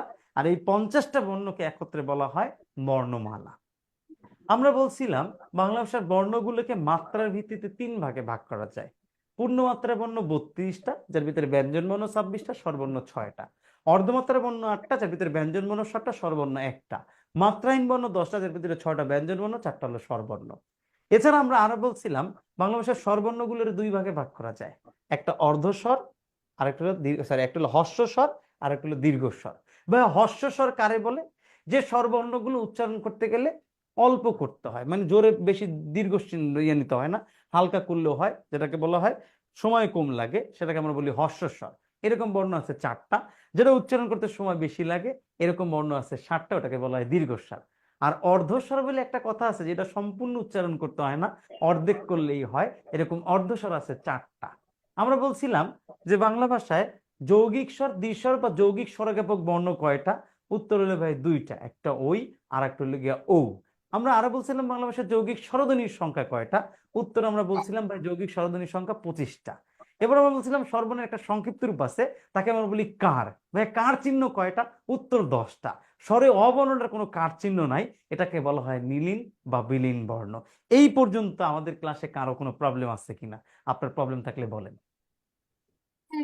ভাইয়া এখানে 23 আর 2 25 এইটার অংশটা আমি একটু স্কিপ করে বুঝেন গেছিলাম, নাই? এটা একটু যদি বলতেন। যৌগিক, আমাকে আপনি যদি বলি, আপনাকে যদি বলে যৌগিক স্বর, দ্বিস্বর বা সান্ধ্যক্ষর কয়টা? উত্তর হবে 2টা। বাট আপনাকে যদি বলে যৌগিক স্বরধ্বনি কয়টা? উত্তর হবে 25টা। কিরকম 25টা ভাই? আমি এক্সাম্পল দিয়ে বুঝিয়েছিলাম, লাউ শব্দে উচ্চারণ করলে পাই আউ। এখানে এই স্বরে আ এবং রস্য 2টা স্বরধ্বনি আছে, এই 2টা মিলে যৌগিক স্বরধ্বনি। বউ শব্দে ও এবং রস্য মিলা হয় ও, এখানে দুইটা বর্ণ আছে, এটাকে বলা যৌগিক স্বরধ্বনি। আমি আপনাকে বুঝাইতে চাইছিলাম যৌগিক স্বর, দ্বিস্বর বা সান্ধ্যক্ষর এটা যে দুইটা, এটা নিয়ে কোনো প্রবলেম নাই। বাট এই যৌগিক স্বরধ্বনি টোটাল 25টা, 25টার ভিতরে স্বাভাবিক আছে 23টা। আর এই যে ওই এবং ও, এই দুইটাকে যেরকম যৌগিক স্বর, দ্বিস্বর, সান্ধ্যক্ষর বলা যায়, আবার এই দুইটাকে যৌগিক স্বরধ্বনিও বলা যায়। তাহলে 23টার সাথে আমি যদি এই দুইটা যুক্ত করি তাইলে আমি 25টা পাই, এইটা বলছিলাম। এইবার মনে হয় বুঝতে পারছেন। কোনটা কোন কোন কোনগুলা হবে? যে স্বরধ্বনির কথা বলছেন, যৌগিক স্বরধ্বনি 23টা। আচ্ছা, যৌগিক স্বরধ্বনি 23টা, আসলে এটি কোন কোনগুলো হবে, এটা আসলে কোন কোনগুলো হবে এরকম কিছু নাই। যেমন ধরেন আমি শব্দটা পড়ছি লাউ, লাউ শব্দ উচ্চারণ করতে পেরেছি আউ, আউতে দেখি স্বরে এবং রস্য আছে, এইরকম হলো একটা। আবার ধরেন বউ পাইলাম, এখানে ও। আবার যদি বলি বই, এই বই পড়তে গেলে পাবেন দেখেন ওই, স্বরে অযোগ রস্য ওই। এইরকম কিছু শব্দ উচ্চারণ করতে গেলে দেখবেন আপনার মুখ থেকে শব্দের শেষে কিছু একটা উচ্চারিত হচ্ছে। এই উচ্চারিত হওয়া জিনিসটা যদি আপনি বিশ্লেষণ করে দেখেন যে এখানে দুইটা স্বরধ্বনি আছে, তাইলে ওটা যৌগিক স্বরধ্বনি হবে। এইরকম সিচুয়েশন আছে 23টা, আর এইখানে আছে দুইটা, টোটাল মোট 25টা। বুঝাইতে পারছি মেবি? জি স্যার, থ্যাংক ইউ। তারপর আর কারো কোনো কোশ্চেন? নীলিন আর বিলীন বর্ণ এটা একটু বললে। ধরেন এই যে স্বরে অ, এই বর্ণটার কোনো সংক্ষিপ্ত রূপ নাই, এটা সংক্ষিপ্ত রূপ নাই, এই জন্য আদর করে ব্যাকরণবিদরা এটার নাম দিছে নীলিন বা বিলীন বর্ণ। যেমন আমার নাম দিছে আমার বাপ মা ইমরান হোসেন অপূর্ব। এখন আমাকে ইমরান হোসেন অপূর্ব কেন দিছে, এই কথা তো আমার বাপ মাই কইতে পারবে, হ্যাঁ ভালো লাগছে দেখে এই নামটা আমার দিছে। স্বরবর্ণের সংক্ষিপ্ত রূপ আছে, এটাকে বলা হয় কার। কার চিহ্ন হলো 10টা, কিন্তু একটা বর্ণের কোনো কার চিহ্ন নাই। যেহেতু নাই, ব্যাকরণবিদরা মনে করছে যেহেতু এটা নাই, তাহলে এটা একটা নাম দেওয়া দরকার। তাহলে কি নাম দিতে পারি, বা এটার নাম দেব নীলিন বা বিলীন। আর এই নীলিন বা বিলীন মানে কি, এটার কোনো সংক্ষিপ্ত রূপ নাই, এই জন্য এটার নাম দিচ্ছে এইরকম। বুঝাইতে পারছি ভাই? জি স্যার, বুঝতে পারছি। যিনি স্যার কোশ্চেন, রস্বই বর্ণ, হ্যাঁ স্যার রস্বই, এটাকে হ্যাঁ আমরা কি বর্ণ হিসেবে জাজ করবো? যদি আমার প্রথমে তিনটা ইয়েই দেওয়া থাকে, হর্ষস্বর, দীর্ঘস্বর বুঝছি আর বুঝছি অর্ধস্বর, আপনার তাহলে কোশ্চেন, কোনটা আপনার correct? কোশ্চেন আমি আমরা বুঝতে পারছি আপনার কোশ্চেন, বুঝছি। আমি বলি আপনাকে, কোশ্চেন করবে এই যে রশ্মি, অপশন এ রস্বস্বর, এটা একটা আছে, ধরুন রস্বস্বর, রস্বস্বর, আর একটা হলো কি ভাই দীর্ঘস্বর বি নাম্বার, একটা হলো কি আপনার অর্ধস্বর। আমি যদি ভুল না করি আপনি এরকম কিছু বলতে চাচ্ছেন। আর অপশন ডি সামথিং যেটা হলো। আর প্রশ্ন করছে, যে প্রশ্ন করছে রশ্মি কোন বর্ণ, এই ক্ষেত্রে এই অর্ধস্বর রাইট, শেষ করি ভাই শেষ করি, রশ্মি কোন বর্ণ এই প্রশ্ন যদি করছে, অর্ধস্বর রাইট, হর্ষস্বর রাইট। এখন অপশনের ভিতরে হর্ষস্বর আছে প্রথমে, অর্ধস্বর আছে তৃতীয়তে, এই জন্য এটার অ্যান্সার নিব এইটা। আবার সে ফর এক্সাম্পল এই অর্ধস্বর যদি হইতো অপশন এ, আর হর্ষস্বর যদি অপশন হইতো সি, তাহলে উত্তর নিতাম এ। আমি মনে হয় বুঝতে পারছি। Sir clear, sir clear. জি, যদি থ্যাংক ইউ ক্লিয়ার হয়, জি ওয়েলকাম। এবার যদি ক্লিয়ার, আরেকটা জিনিস আমি বলি, সবসময় বর্ণ হয় বেশি, ধ্বনি হয় কম। বর্ণ সবসময় বেশি হবে, বাট ধ্বনি হবে কম। কিরকম? বাংলা ভাষায় টোটাল মৌলিক ধ্বনি আছে 37টা। এই 37টা মৌলিক ধ্বনির ভিতরে মৌলিক ব্যঞ্জন ধ্বনি আছে 30টা, আর মৌলিক স্বরধ্বনি আছে 60টা। মৌলিক স্বরধ্বনিগুলো কি কি ভাই? অ, আ, রস্যি, রস্যু, এ, ও, আর একটা আমরা পাই ভাই এ। তাহলে আপনাকে যদি বলা হয় মৌলিক বর্ণ মানে টোটাল মৌলিক ধ্বনি কয়টা, টোটাল মৌলিক ধ্বনি 37টা। মৌলিক ব্যঞ্জন ধ্বনি কয়টা? উত্তর 30টা। মৌলিক স্বরধ্বনি কয়টা? উত্তর 60টা। কি কি? অ, আ, রস্যি, রস্যু, এ, ও, আর এই অ্যাপল বা আমেরিকার এ। এই হলো এইখানের বিষয়। আমার ক্লাসে এখন আমরা যেটা পড়াবো মোস্ট ইম্পর্টেন্ট, আমরা ক্লাসটা বেশিক্ষণ নেব না, ধরেন সর্বোচ্চ 15 মিনিটের ভিতরে আমাদের ক্লাস শেষ হবে। এখন আমি যেটা পড়াবো এটা মোস্ট ইম্পর্টেন্ট, এটাকে বলা হয় স্পর্শধ্বনি বা বর্গীয় বর্ণ। এটা পড়বেন কেন? এটার সাথে সন্ধির একটা সূত্র আছে, এটার সাথে উপসর্গের একটা মিল আছে, এই জন্য এটা মনোযোগ দিয়ে পড়তে হবে। তো দেখেন স্যার বলেন। এখানে আপেলের আবর্তন এটা স্যার কিভাবে কিভাবে স্যার ব্যবহার হয় স্যার? মানে এই আ শব্দটা কেমনে আসছে, জি স্যার, কিভাবে ব্যবহার এটা হয় এটা? এটা হলো ধ্বনি। তো এটা আপনার যুক্ত করছেন ডক্টর সুনীতি কুমার চট্টোপাধ্যায়, বাংলা ভাষা এটা নতুন একটা জিনিস যুক্ত করছেন। কেন? ধরেন আমরা কোনো একটা শব্দ যখন উচ্চারণ করি, আর উচ্চারণটা তো ভাই ধ্বনির সাথে জড়িত, এটা কিন্তু বর্ণ না, এই জন্য কিন্তু এটাকে আমরা দেখি না। বাট যখন কোনো একটা উচ্চারণ করতে যাই তখন দেখায় মুখ থেকে, যেমন আমরা যদি বলি অ্যাপল, এখন এই অ্যাপল পড়তে গেলে কিছু একটা আসতেছে মুখ থেকে। এই অ্যাপল পড়তে গেলে আমরা হয় এটা দিয়ে অ্যাপল লিখি, অথবা এর লগে জফলা আকার দিয়ে আবার অ্যাপল লিখতে হয়। এই সমস্যা দূর করার জন্য ডক্টর সুনীতি কুমার চট্টোপাধ্যায় তিনি মনে করলেন যখন ধ্বনির কথা বলবেন, অর্থাৎ কোনো কিছু উচ্চারণের কথা বলবেন, যখন মুখ থেকে এইরকম কিছু একটা আসবে তখন এইটা ইউজ না করে এইটা ইউজ করা যেতে পারে। এই জন্য তিনি এটাকে আনছেন। বুঝতে পারছেন? এই জন্য আমি প্রথমে বলছি ভাই বর্ণ হয় বেশি বাট ধ্বনি হয় কম। এটার প্রমাণ ক্লাসের লাস্টে আবার দেব যে বর্ণ কেমনে স্যার বেশি হয়। বলেন। স্যার এখানে 30টা কি, এই যে 30 + 7, এই আচ্ছা 30টা কি? আচ্ছা আচ্ছা টোটাল মৌলিক ধ্বনি কয়টা এটা যদি আপনাকে বলে তাহলে উত্তর হবে 37টা। এর ভিতরে মৌলিক ব্যঞ্জন ধ্বনি কয়টা? উত্তর 30টা। মৌলিক স্বরধ্বনি কয়টা? উত্তর 60। আচ্ছা, একটা মূর্ধন্য সংখ্যা 41, এটা কি ধরনের? কোনটা রে ভাইয়া? কোশ্চেন করেন, আবার করেন, জোরে করেন। মূর্ধন্য সংখ্যা 41 একটা জায়গায় পাইছিলাম। আচ্ছা মোট মূর্ধন্য সংখ্যা 41। হ্যাঁ হ্যাঁ এটা হ্যাঁ কি? বুঝছি বুঝছি বুঝছি বুঝছি বুঝছি। ধ্বনির সংখ্যা মোট 41, আর হইলে কি আপনার যেটা হইলে কি এখানে পয়সা নিয়ে কি জানি আমি বললাম 37। 41টা আমি তো আগেই বললাম যে ধ্বনি সবসময় কম হয় আর বর্ণ সবসময় বেশি হয়। বর্ণ সবসময় 50টা, বাট ধ্বনি, আপনার যদি বাংলা ভাষায় ধ্বনি টোটাল কয়টা? উত্তর হবে 41টা। বাট এর ভিতরে স্বরধ্বনি কয়টা? 60টা। ব্যঞ্জন ধ্বনি কয়টা? 30টা। তাহলে আবার বলতেছেন ধ্বনি 41টা কেমনে? কারণ এই যে বইলে একটা জিনিস এরকম করে পাইছেন না, এরকম আরো কিছু জিনিস আছে উচ্চারণের সাথে জড়িত হয়ে আসে। এই জন্য ধ্বনিটা হয় কম আর বর্ণটা হয় বেশি। আপনি যেটা পাইছেন 41টা ধ্বনি, ওটাও রাইট। বাট বেসিক্যালি বাংলা ভাষায় টোটাল মৌলিক ধ্বনি আছে 60টা। আরো কিছু জিনিস উচ্চারণ করতে গেলে আমরা পাই এরকম আরো 4টা জিনিস যুক্ত হয়, ওই 4টা জিনিস মিলে টোটাল ধরতে হয় 41টা। বাট আপনাকে যদি বলা হয় ধ্বনি কয়টা, উত্তর আপনি দিবেন 41, 37 দুইটাই যদি থাকে উত্তর আপনি 41 দিয়েন। আর যদি 41 না থাকে তাহলে উত্তর দিবেন 37টা। এর ভিতরে ব্যঞ্জন ধ্বনি 30টা আর স্বরধ্বনি 60টা। আর আপনাকে যদি বলা হয় বর্ণ কয়টা, উত্তর 50টা। এই বর্ণ কেন বেশি ধ্বনি কেন কম ক্লাসের লাস্টে আবার একটু বুঝামো, সেই পর্যন্ত একটু নজর রাখেন। এখন যেটা বুঝাই সেটা একটু দেখেন, আমি ক্লাসের লাস্ট ওটা নিয়ে আবার কথা বলবো। ওকে, ওয়েলকাম। এবার দেখেন আমরা সবাই ক খ পারি, কিন্তু সিরিয়াল বাই লিখতে দিলে অনেকেই পারি না। তারপর আমরা একটু ক খ দেখি। যেমন ধরেন আমি একটু লিখলাম ক, নিচে লিখি তাহলে আমার বুঝতে সুবিধা হবে। আমরা লিখলাম ক, খ, গ, ঘ, উম, চ, ছ, জ, ঝ, ইয়, ট, ঠ, ড, ঢ, মূর্ধন্য হয় ত, থ, দ, ধ, দন্তন্য, প, ফ, ব, ভ, আর হলো ম। এই বর্ণগুলোরে আমরা যদি এরকম একটু বক্স আকারে বানায় দিই তাহলে বক্স বানাইলে দেখেন এইরকম কিছু বক্সের মতো আমরা পাচ্ছি। এই বক্সটা যদি আমি এখান থেকে আর একটু বড় বানাই, এটা যদি এইরকম করে আমি এই পর্যন্ত লিখি, আবার এটা যদি এইরকম করে একটু করি, আচ্ছা এখন এটার আমি লিখলাম অঘোষ, এটাকে লিখলাম ঘোষ। নাম্বারিং করার ক্ষেত্রে এটাকে দিলাম 1, এটাকে 2, এটা 3, এটা 4, এটা 5। লেখার ক্ষেত্রে আমি যদি যাই তাহলে এইটাকে আমরা বললাম কণ্ঠধ্বনি,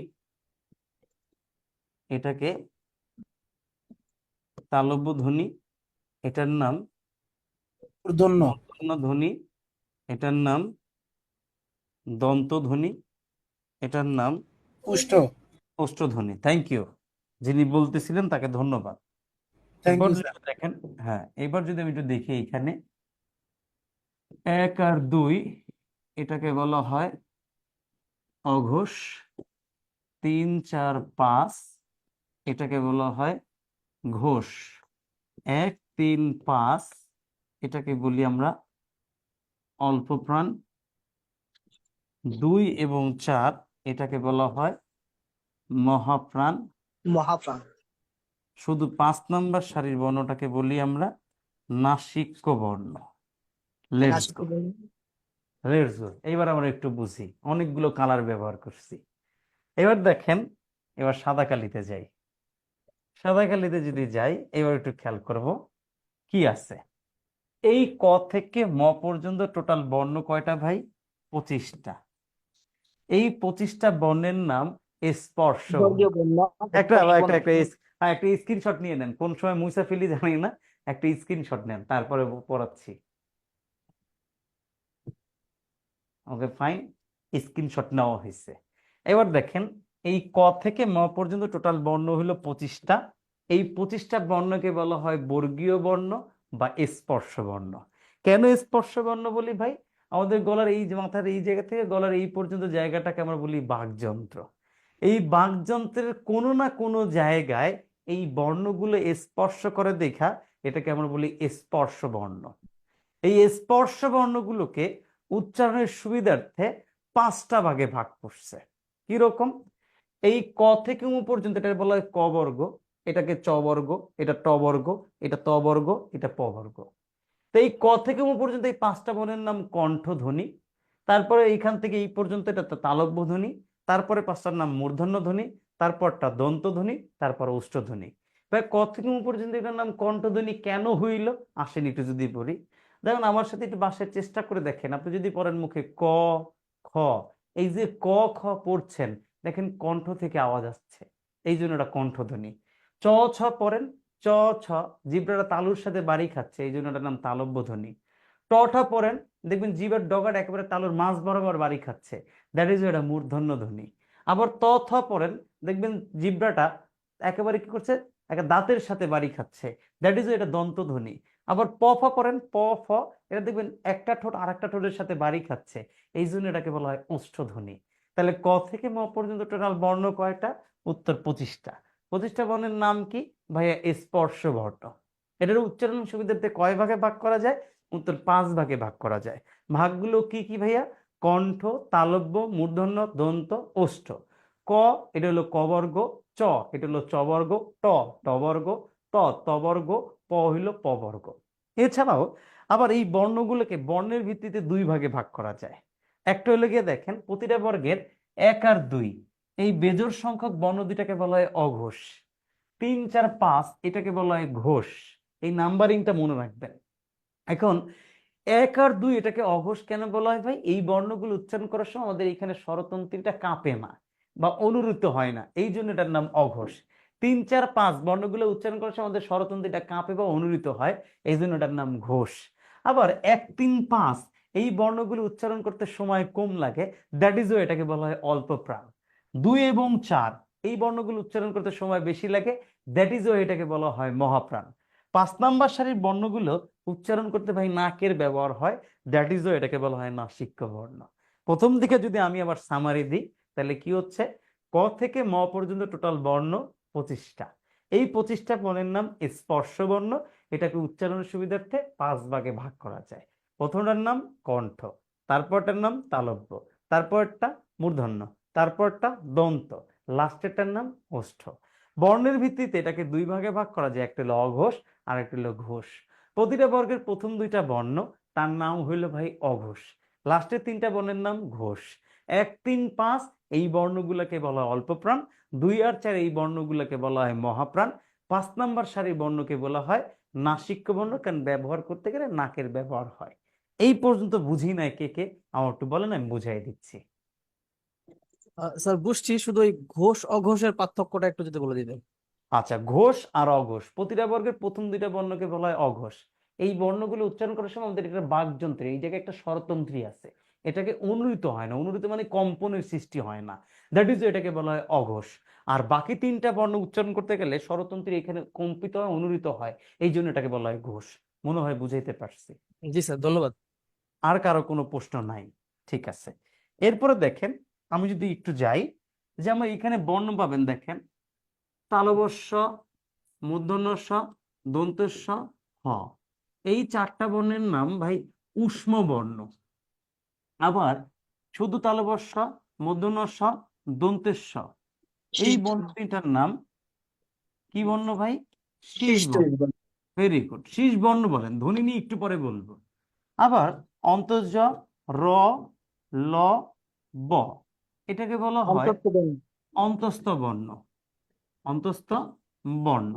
আবার দেখেন শুধু র এর নাম আমরা বলি কম্পনজাত। কম্পনজাত হ্যাঁ, বর্ণ। শুধু ল এর নাম আমরা এটাকে বলি পার্শ্বিক বর্ণ। পার্শ্বিক বর্ণ। পার্শ্বিক বর্ণ।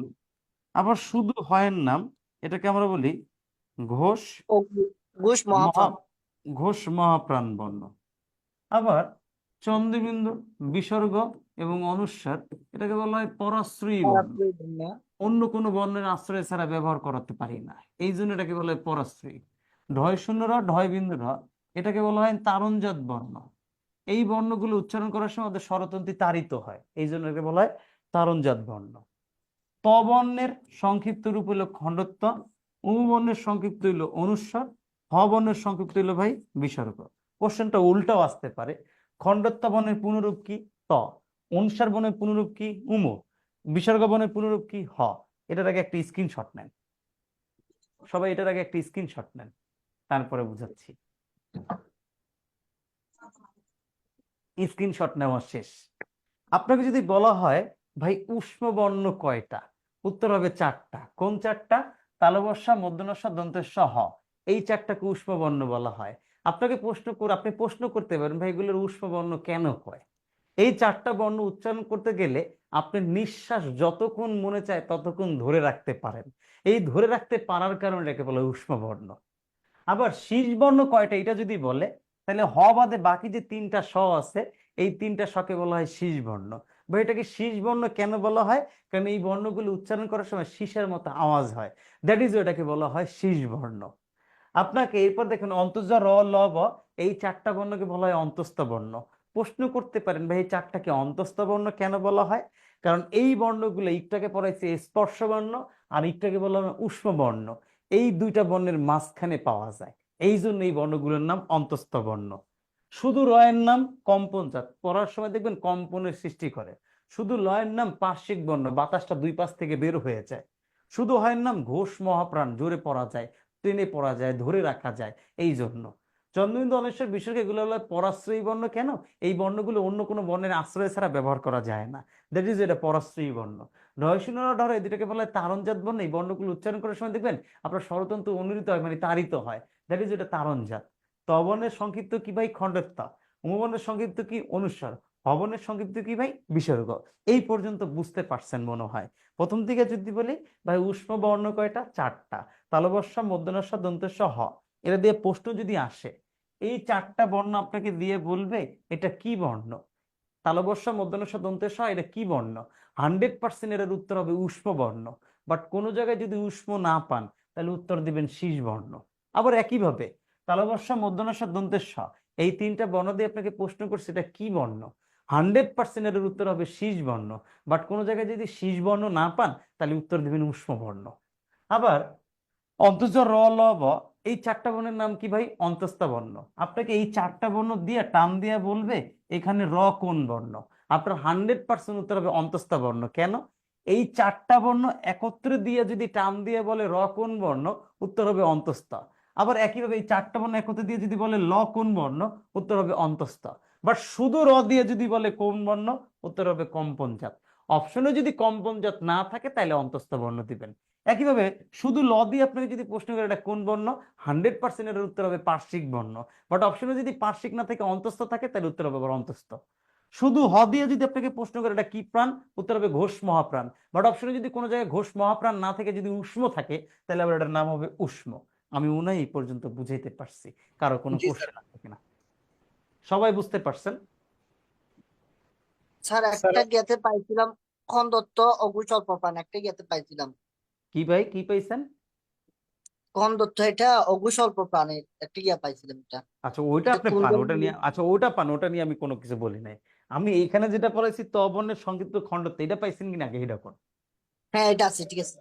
আচ্ছা এটা নিয়ে কারো কোনো প্রশ্ন আছে কিনা এটা বলেন। স্যার আমার একটা প্রশ্ন আছে।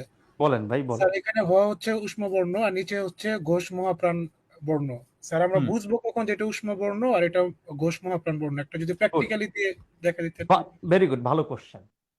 আপনাকে যদি এরকম 4টা বর্ণ দিয়ে টান দিয়ে আপনাকে বলে যে এইখানে হ কোন বর্ণ, আপনি 100% এটার উত্তর দিবেন উষ্ম বর্ণ। আপনাকে শুধু হ দিয়ে যদি বলে এটা কোন বর্ণ, অপশনে ঘোষ মহাপ্রাণও আছে, উষ্মও আছে, আপনি এটার উত্তর দিবেন ঘোষ মহাপ্রাণ। যদি ঘোষ মহাপ্রাণ না থাকে তাহলে এটার উত্তর দিবেন উষ্ম বর্ণ। আরো একটা ভাবে বোঝানো যায়, আপনাকে হ দিয়ে বলছে এটা কোন বর্ণ, অপশন এ উষ্ম, অপশন বি ঘোষ মহাপ্রাণ। এইরকম যদি দুইটাই থাকে, সিরিয়ালের ভিতরে কোনটা আগে আছে, উত্তর উষ্ম আগে আছে, উত্তর এইটা। বুঝতে পারলাম? অপশন দেখেন এইখানে বি নাম্বারে ঘোষ মহাপ্রাণ না বইলা এটাকে বলছে এ, এটাকে বলছে বি, বলছে এখানে হ কোন বর্ণ, 100% উষ্ম বর্ণ হয়, ঘোষ মহাপ্রাণও হয়। যেহেতু অপশন প্রথমে আছে ঘোষ মহাপ্রাণ, এই জন্য উত্তর হবে ঘোষ মহাপ্রাণ। আপনাকে যদি তালবস্য, মূর্ধন্য ষ, দন্তেশ্ব হ এরকম টান দিয়ে এখানে বলে এখানে হ কোন বর্ণ, এটার অপশনে ধরেন উষ্ম আছে, ঘোষ মহাপ্রাণ আছে, আপনি এখানে যাই থাকুক না কেন উষ্ম এরকম বর্ণ। 4টা বর্ণ দিয়ে টান দিয়ে যদি বলে উষ্ম বর্ণ হবে। বুঝতে স্যার পারছি? বাট একটা প্রশ্ন অপশনে ছিল স্যার। শেষ করি, বাট অপশনে যদি কোনো জায়গায় উষ্ম না পান, বাট এরকম টান দিয়ে বলছে এখানে হ কোন বর্ণ, অপশনে উষ্ম নাই, দেওয়া আছে ঘোষ মহাপ্রাণ, আবার সেই ক্ষেত্রে উত্তর হবে ঘোষ মহাপ্রাণ। ঘোষ এইবার মহাপ্রাণ। বলেন, যিনি স্যার কোশ্চেন করছেন আর কি কোনো আর কোশ্চেন আছে এটা নিয়ে? না স্যার, আমি ক বুঝতে থেকে পারছি স্যার। জি, স্যার ক তারপর থেকে বলেন। স্যার ক থেকে ম পর্যন্ত হচ্ছে স্যার ঘোষ আর অঘোষ বর্ণ স্যার। আর এখানে স্যার হটা কেমনে হলো স্যার? কি বুঝি না রে ভাইয়া?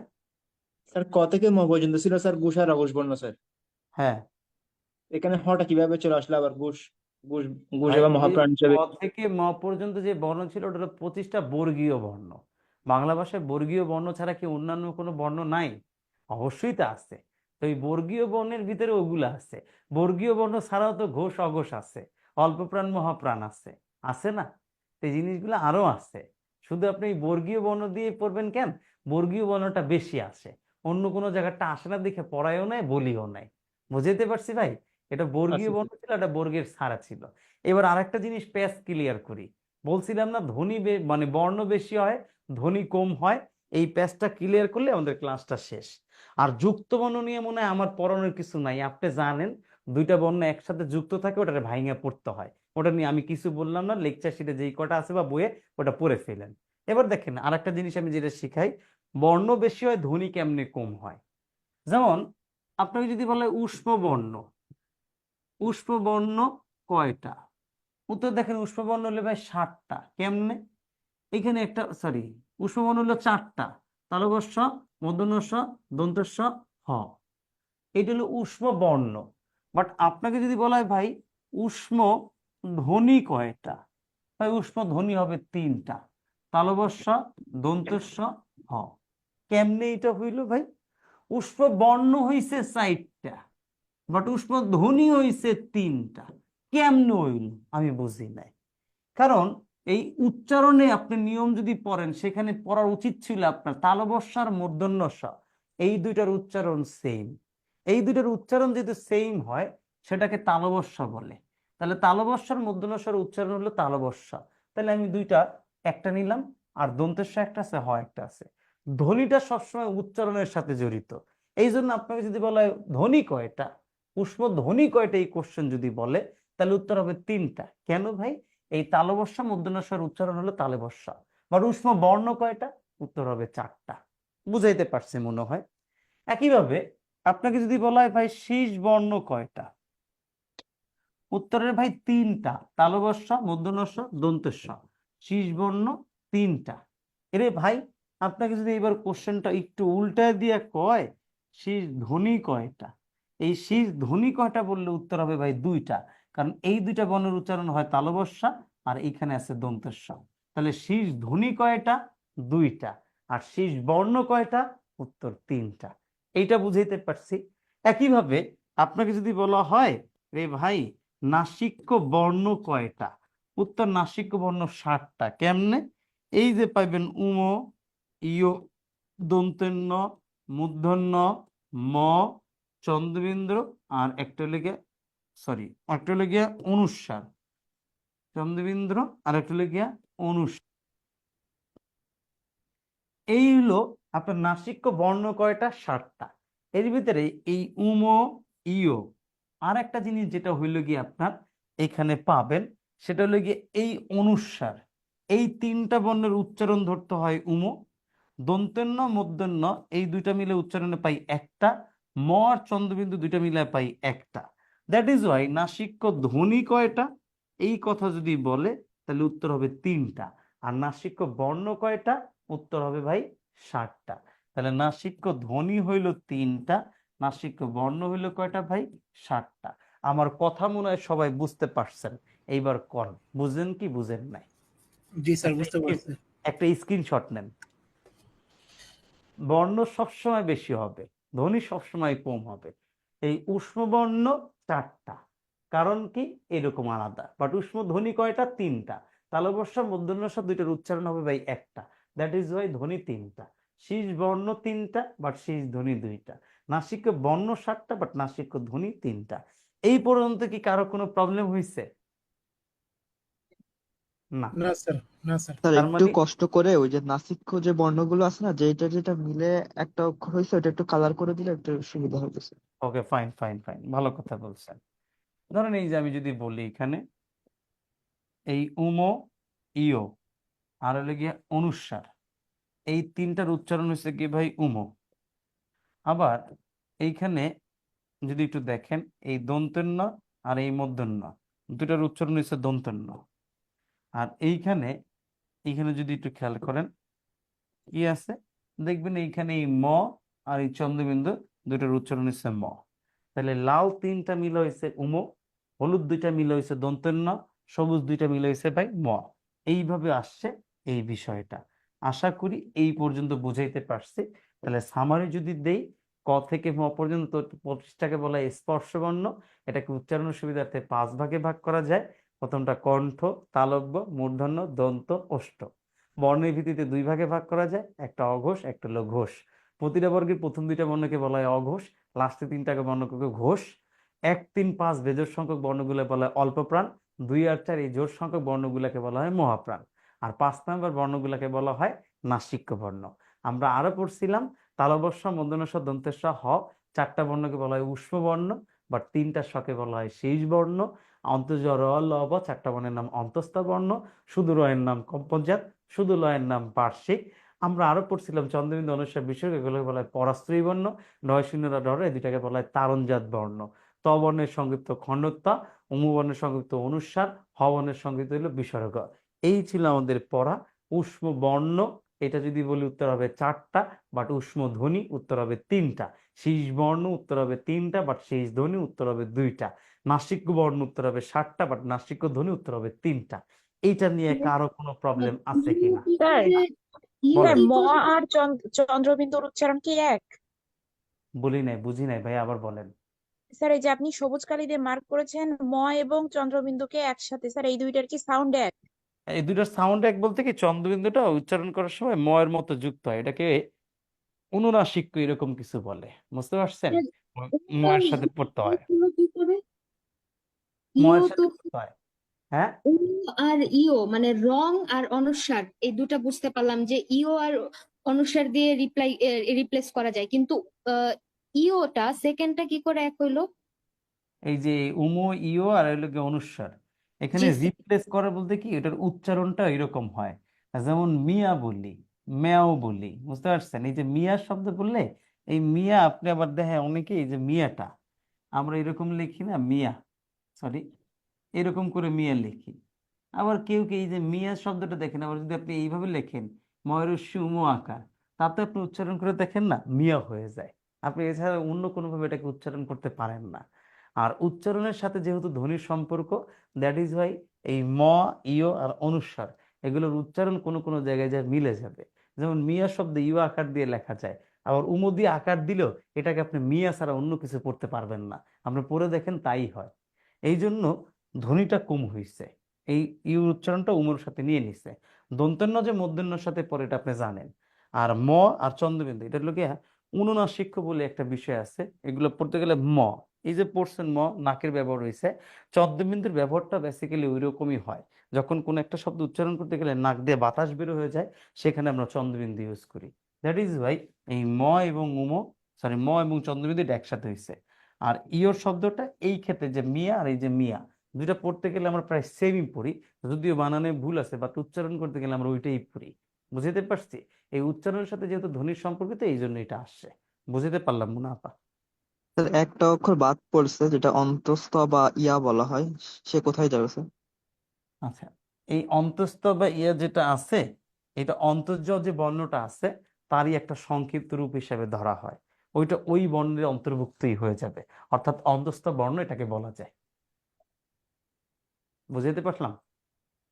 অন্তর্জ যে একটা বর্ণ আছে, এই যে এই যে অন্তর্জ অন্তর্জ যে একটা বর্ণ আছে, এটা আছে না, এটারই একটা ভার্সন অন্তঃস্থ থেকে অন্তর্জ, অন্তর্জ থেকে অন্তঃস্থ, এটাকে অন্তঃস্থ বর্ণই বলা যায়, কোনো প্রবলেম নাই। আপনি এটাকে অন্তঃস্থ বর্ণ বলতে পারবেন। তাহলে Okay? অন্তঃস্থ বর্ণ কয়টা যদি কোশ্চেনে আসে, তাহলে আপনি সেখানে উত্তর 4টে করবেন হবে না 4টা, 5? আপনি 4টে 4টা আসে। করবেন, চারটা করবেন। বুঝতে পারছি? আর কারো কোনো প্রশ্ন? স্যার হ্যাঁ, স্যার আজকের ক্লাস একটা নেই বহু নির্বাচনী পাইছিলাম যে বলেন। যেখানে বলছে ক বর্গীয়, জি স্যার আজকে ক্লাস ক বর্গীয় ধ্বনি সমূহের উচ্চারণ স্থান কোনটি? এখন হুম অপশন হচ্ছে জিহ্বামূল, অগ্রতালু, পশ্চাদন্তমূল আর অগ্রদন্তমূল। এখন আচ্ছা, এখানে আমি এটার উত্তর কোনটা হবে সঠিক দিব? জিব্রামুল, আমি তো এটার জানি ক উত্তর হবে বর্গীয় জিব্রা, ধ্বনি সমূহের উচ্চারণ স্থান হচ্ছে এটা হলো জিব্রামুল দিবেন, কণ্ঠ হইতো, বাট যেহেতু কণ্ঠ নাই এই জন্য এটা, জিহ্বামূল। হ্যাঁ জিব্রামুল। কেমন দেখেন এই ক পড়লে দেখবেন জিব্রারও কোনো ব্যবহার হয় না, বাট বাতাসটা জিব্রার ওইখান থেকে বের হয়ে যাচ্ছে, এটার জন্য দেখবেন জিব্রামুল। বাট এটা যদি কণ্ঠ থাকতো তাহলে উত্তর হতো কণ্ঠমূল। বুঝতে পারছি আপু? জি স্যার। এটা জিব্রামুল। Okay fine. আজকের ক্লাসে আর তার কারো আর কোনো প্রবলেম নাই? বর্গের 25টা বর্ণ ছাড়া অন্য কোনো বর্ণ থেকে উচ্চারণ স্থান কি আসবে না? অন্য কোনো বর্ণ থেকে উচ্চারণ স্থান তেমন আসে না, আসতে দেখিও নাই। তারপরে যদি স্যার আপনি কোনো আমি একটা পরীক্ষা দিছিলাম, আপনি ওইখানে শেষ হয়ের উচ্চারণ স্থান আসছিল। ময়ের উচ্চারণ স্থান কি, ওটা যখন হ্যাঁ আবার হ্যাঁ। হ্যাঁ দেন, ওইটা যখন উচ্চারণ পড়াবো না, উচ্চারণের সাথে কিছু কথা বলবো, ওইখানে আবার পাবেন। বাট এইখানে ধ্বনি ও বর্ণ প্রকরণ এইখান থেকে এইরকমই আসে। আর উচ্চারণ টপিকটা যখন পড়াবো সেখানে আরো কিছু কথা আছে, যেমন ওই ম ফলার উচ্চারণ, ব ফলার উচ্চারণ, ল ফলার উচ্চারণ, ময়ের উচ্চারণটা কেমন হয়, অয়ের উচ্চারণটা কেমন হয়, সংবৃত না বিবৃত, এর উচ্চারণ কি, এইরকম নিয়ে কিছু কোশ্চেন আসে। ওটা যখন উচ্চারণ পড়াবো তখন বলবো। বুঝতে পারছি আপা? জি sir sir, thank you. Okay fine. ওইটা হলো এক একটা স্যার টপিকের, ওটা হলো এক একটা টপিকের সাথে রিলেটেড, তো ওই জন্য ওই টপিকটা আমি এখানে টানি নাই, ওইটা টানলে আবার আমাকে অনেক কিছু বলতে হবে, এই জন্য আমি ওইটা এখানে বলি নাই। আজকের ক্লাসে আর কোনো স্যার প্রবলেম? একটা প্রশ্ন ছিল। বলেন বলেন বলেন।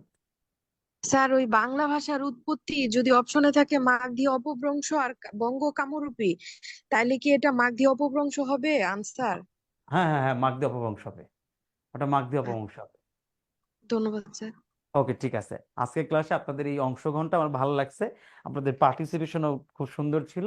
আমি জি স্যার। আপনাদের কাছে কৃতজ্ঞ। ইনশাল্লাহ নেক্সট ক্লাস লেকচার 2 আপনাদের সাথে আমার দেখা হবে। আমরা ধ্বনির পরিবর্তন একটা টপিক পড়াই না এই লেকচারে, সেটা আমরা সেই লেকচারে শুরু করব। ততদিন পর্যন্ত ভালো থাকবেন, ভালো রাখবেন স্যার আমরা চাই ইনশাল্লাহ। যে এই বাংলা ক্লাসটা আপনিই নেন।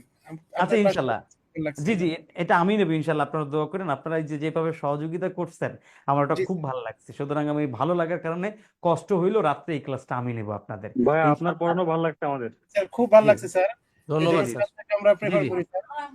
জি, থ্যাংক ইউ ইনশাল্লাহ দোয়া করবেন। আমি আপনাদের জন্য দোয়া করি। আর আজকের পুরো টপিকটা বাসায় পড়ার পর প্রিভিয়াস যত এমসিকিউ আছে সবগুলো বাসায় পড়ে ফেলবেন, কোনোটা বাদ রাখবেন না। আর জি ততদিন স্যার। পর্যন্ত ভালো থাকবেন, ভালো রাখবেন, বেঁচে থাকলে ইনশাল্লাহ স্যার নেক্সট ক্লাসে দেখা হবে। আল্লাহ হাফেজ। বলেন। স্যার একটা কোশ্চেন করতে পারি, সেটা হচ্ছে যে শিওর শিওর শিওর ভাই, শিওর। স্বরবর্ণ আর হচ্ছে ব্যঞ্জন বর্ণ, এটাকে আলাদা আলাদা কি বর্ণমালা বলা যায় কিনা? মানে স্বরবর্ণ না একটা না বর্ণমালা আর ব্যঞ্জন না বর্ণ না না একটা না বর্ণমালা। না না ভাই, বলা যায় না, কারণ আমরা বাঙালি, আমাদের বাংলা ভাষার স্বরবর্ণ 11টা, ব্যঞ্জন বর্ণ 39টা, সব মিলে টোটাল 50টা হয়েছে। এই জন্য এটাকে বর্ণমালা একটাই বলতে হবে, আলাদা আলাদা বলতে পারবো না। বাট স্বরবর্ণ বলতে পারবো, ব্যঞ্জন বর্ণ বলতে পারবো। বুঝাইতে পারছি মনে হয়। জি স্যার, থ্যাংক ইউ। আল্লাহ হাফেজ ভাই, ভালো থাকেন। স্যার জি, আসসালামু আসসালামু আলাইকুম স্যার, আল্লাহ হাফেজ ওয়ালাইকুম স্যার। ওয়ালাইকুম আসসালাম। আসসালামু আলাইকুম।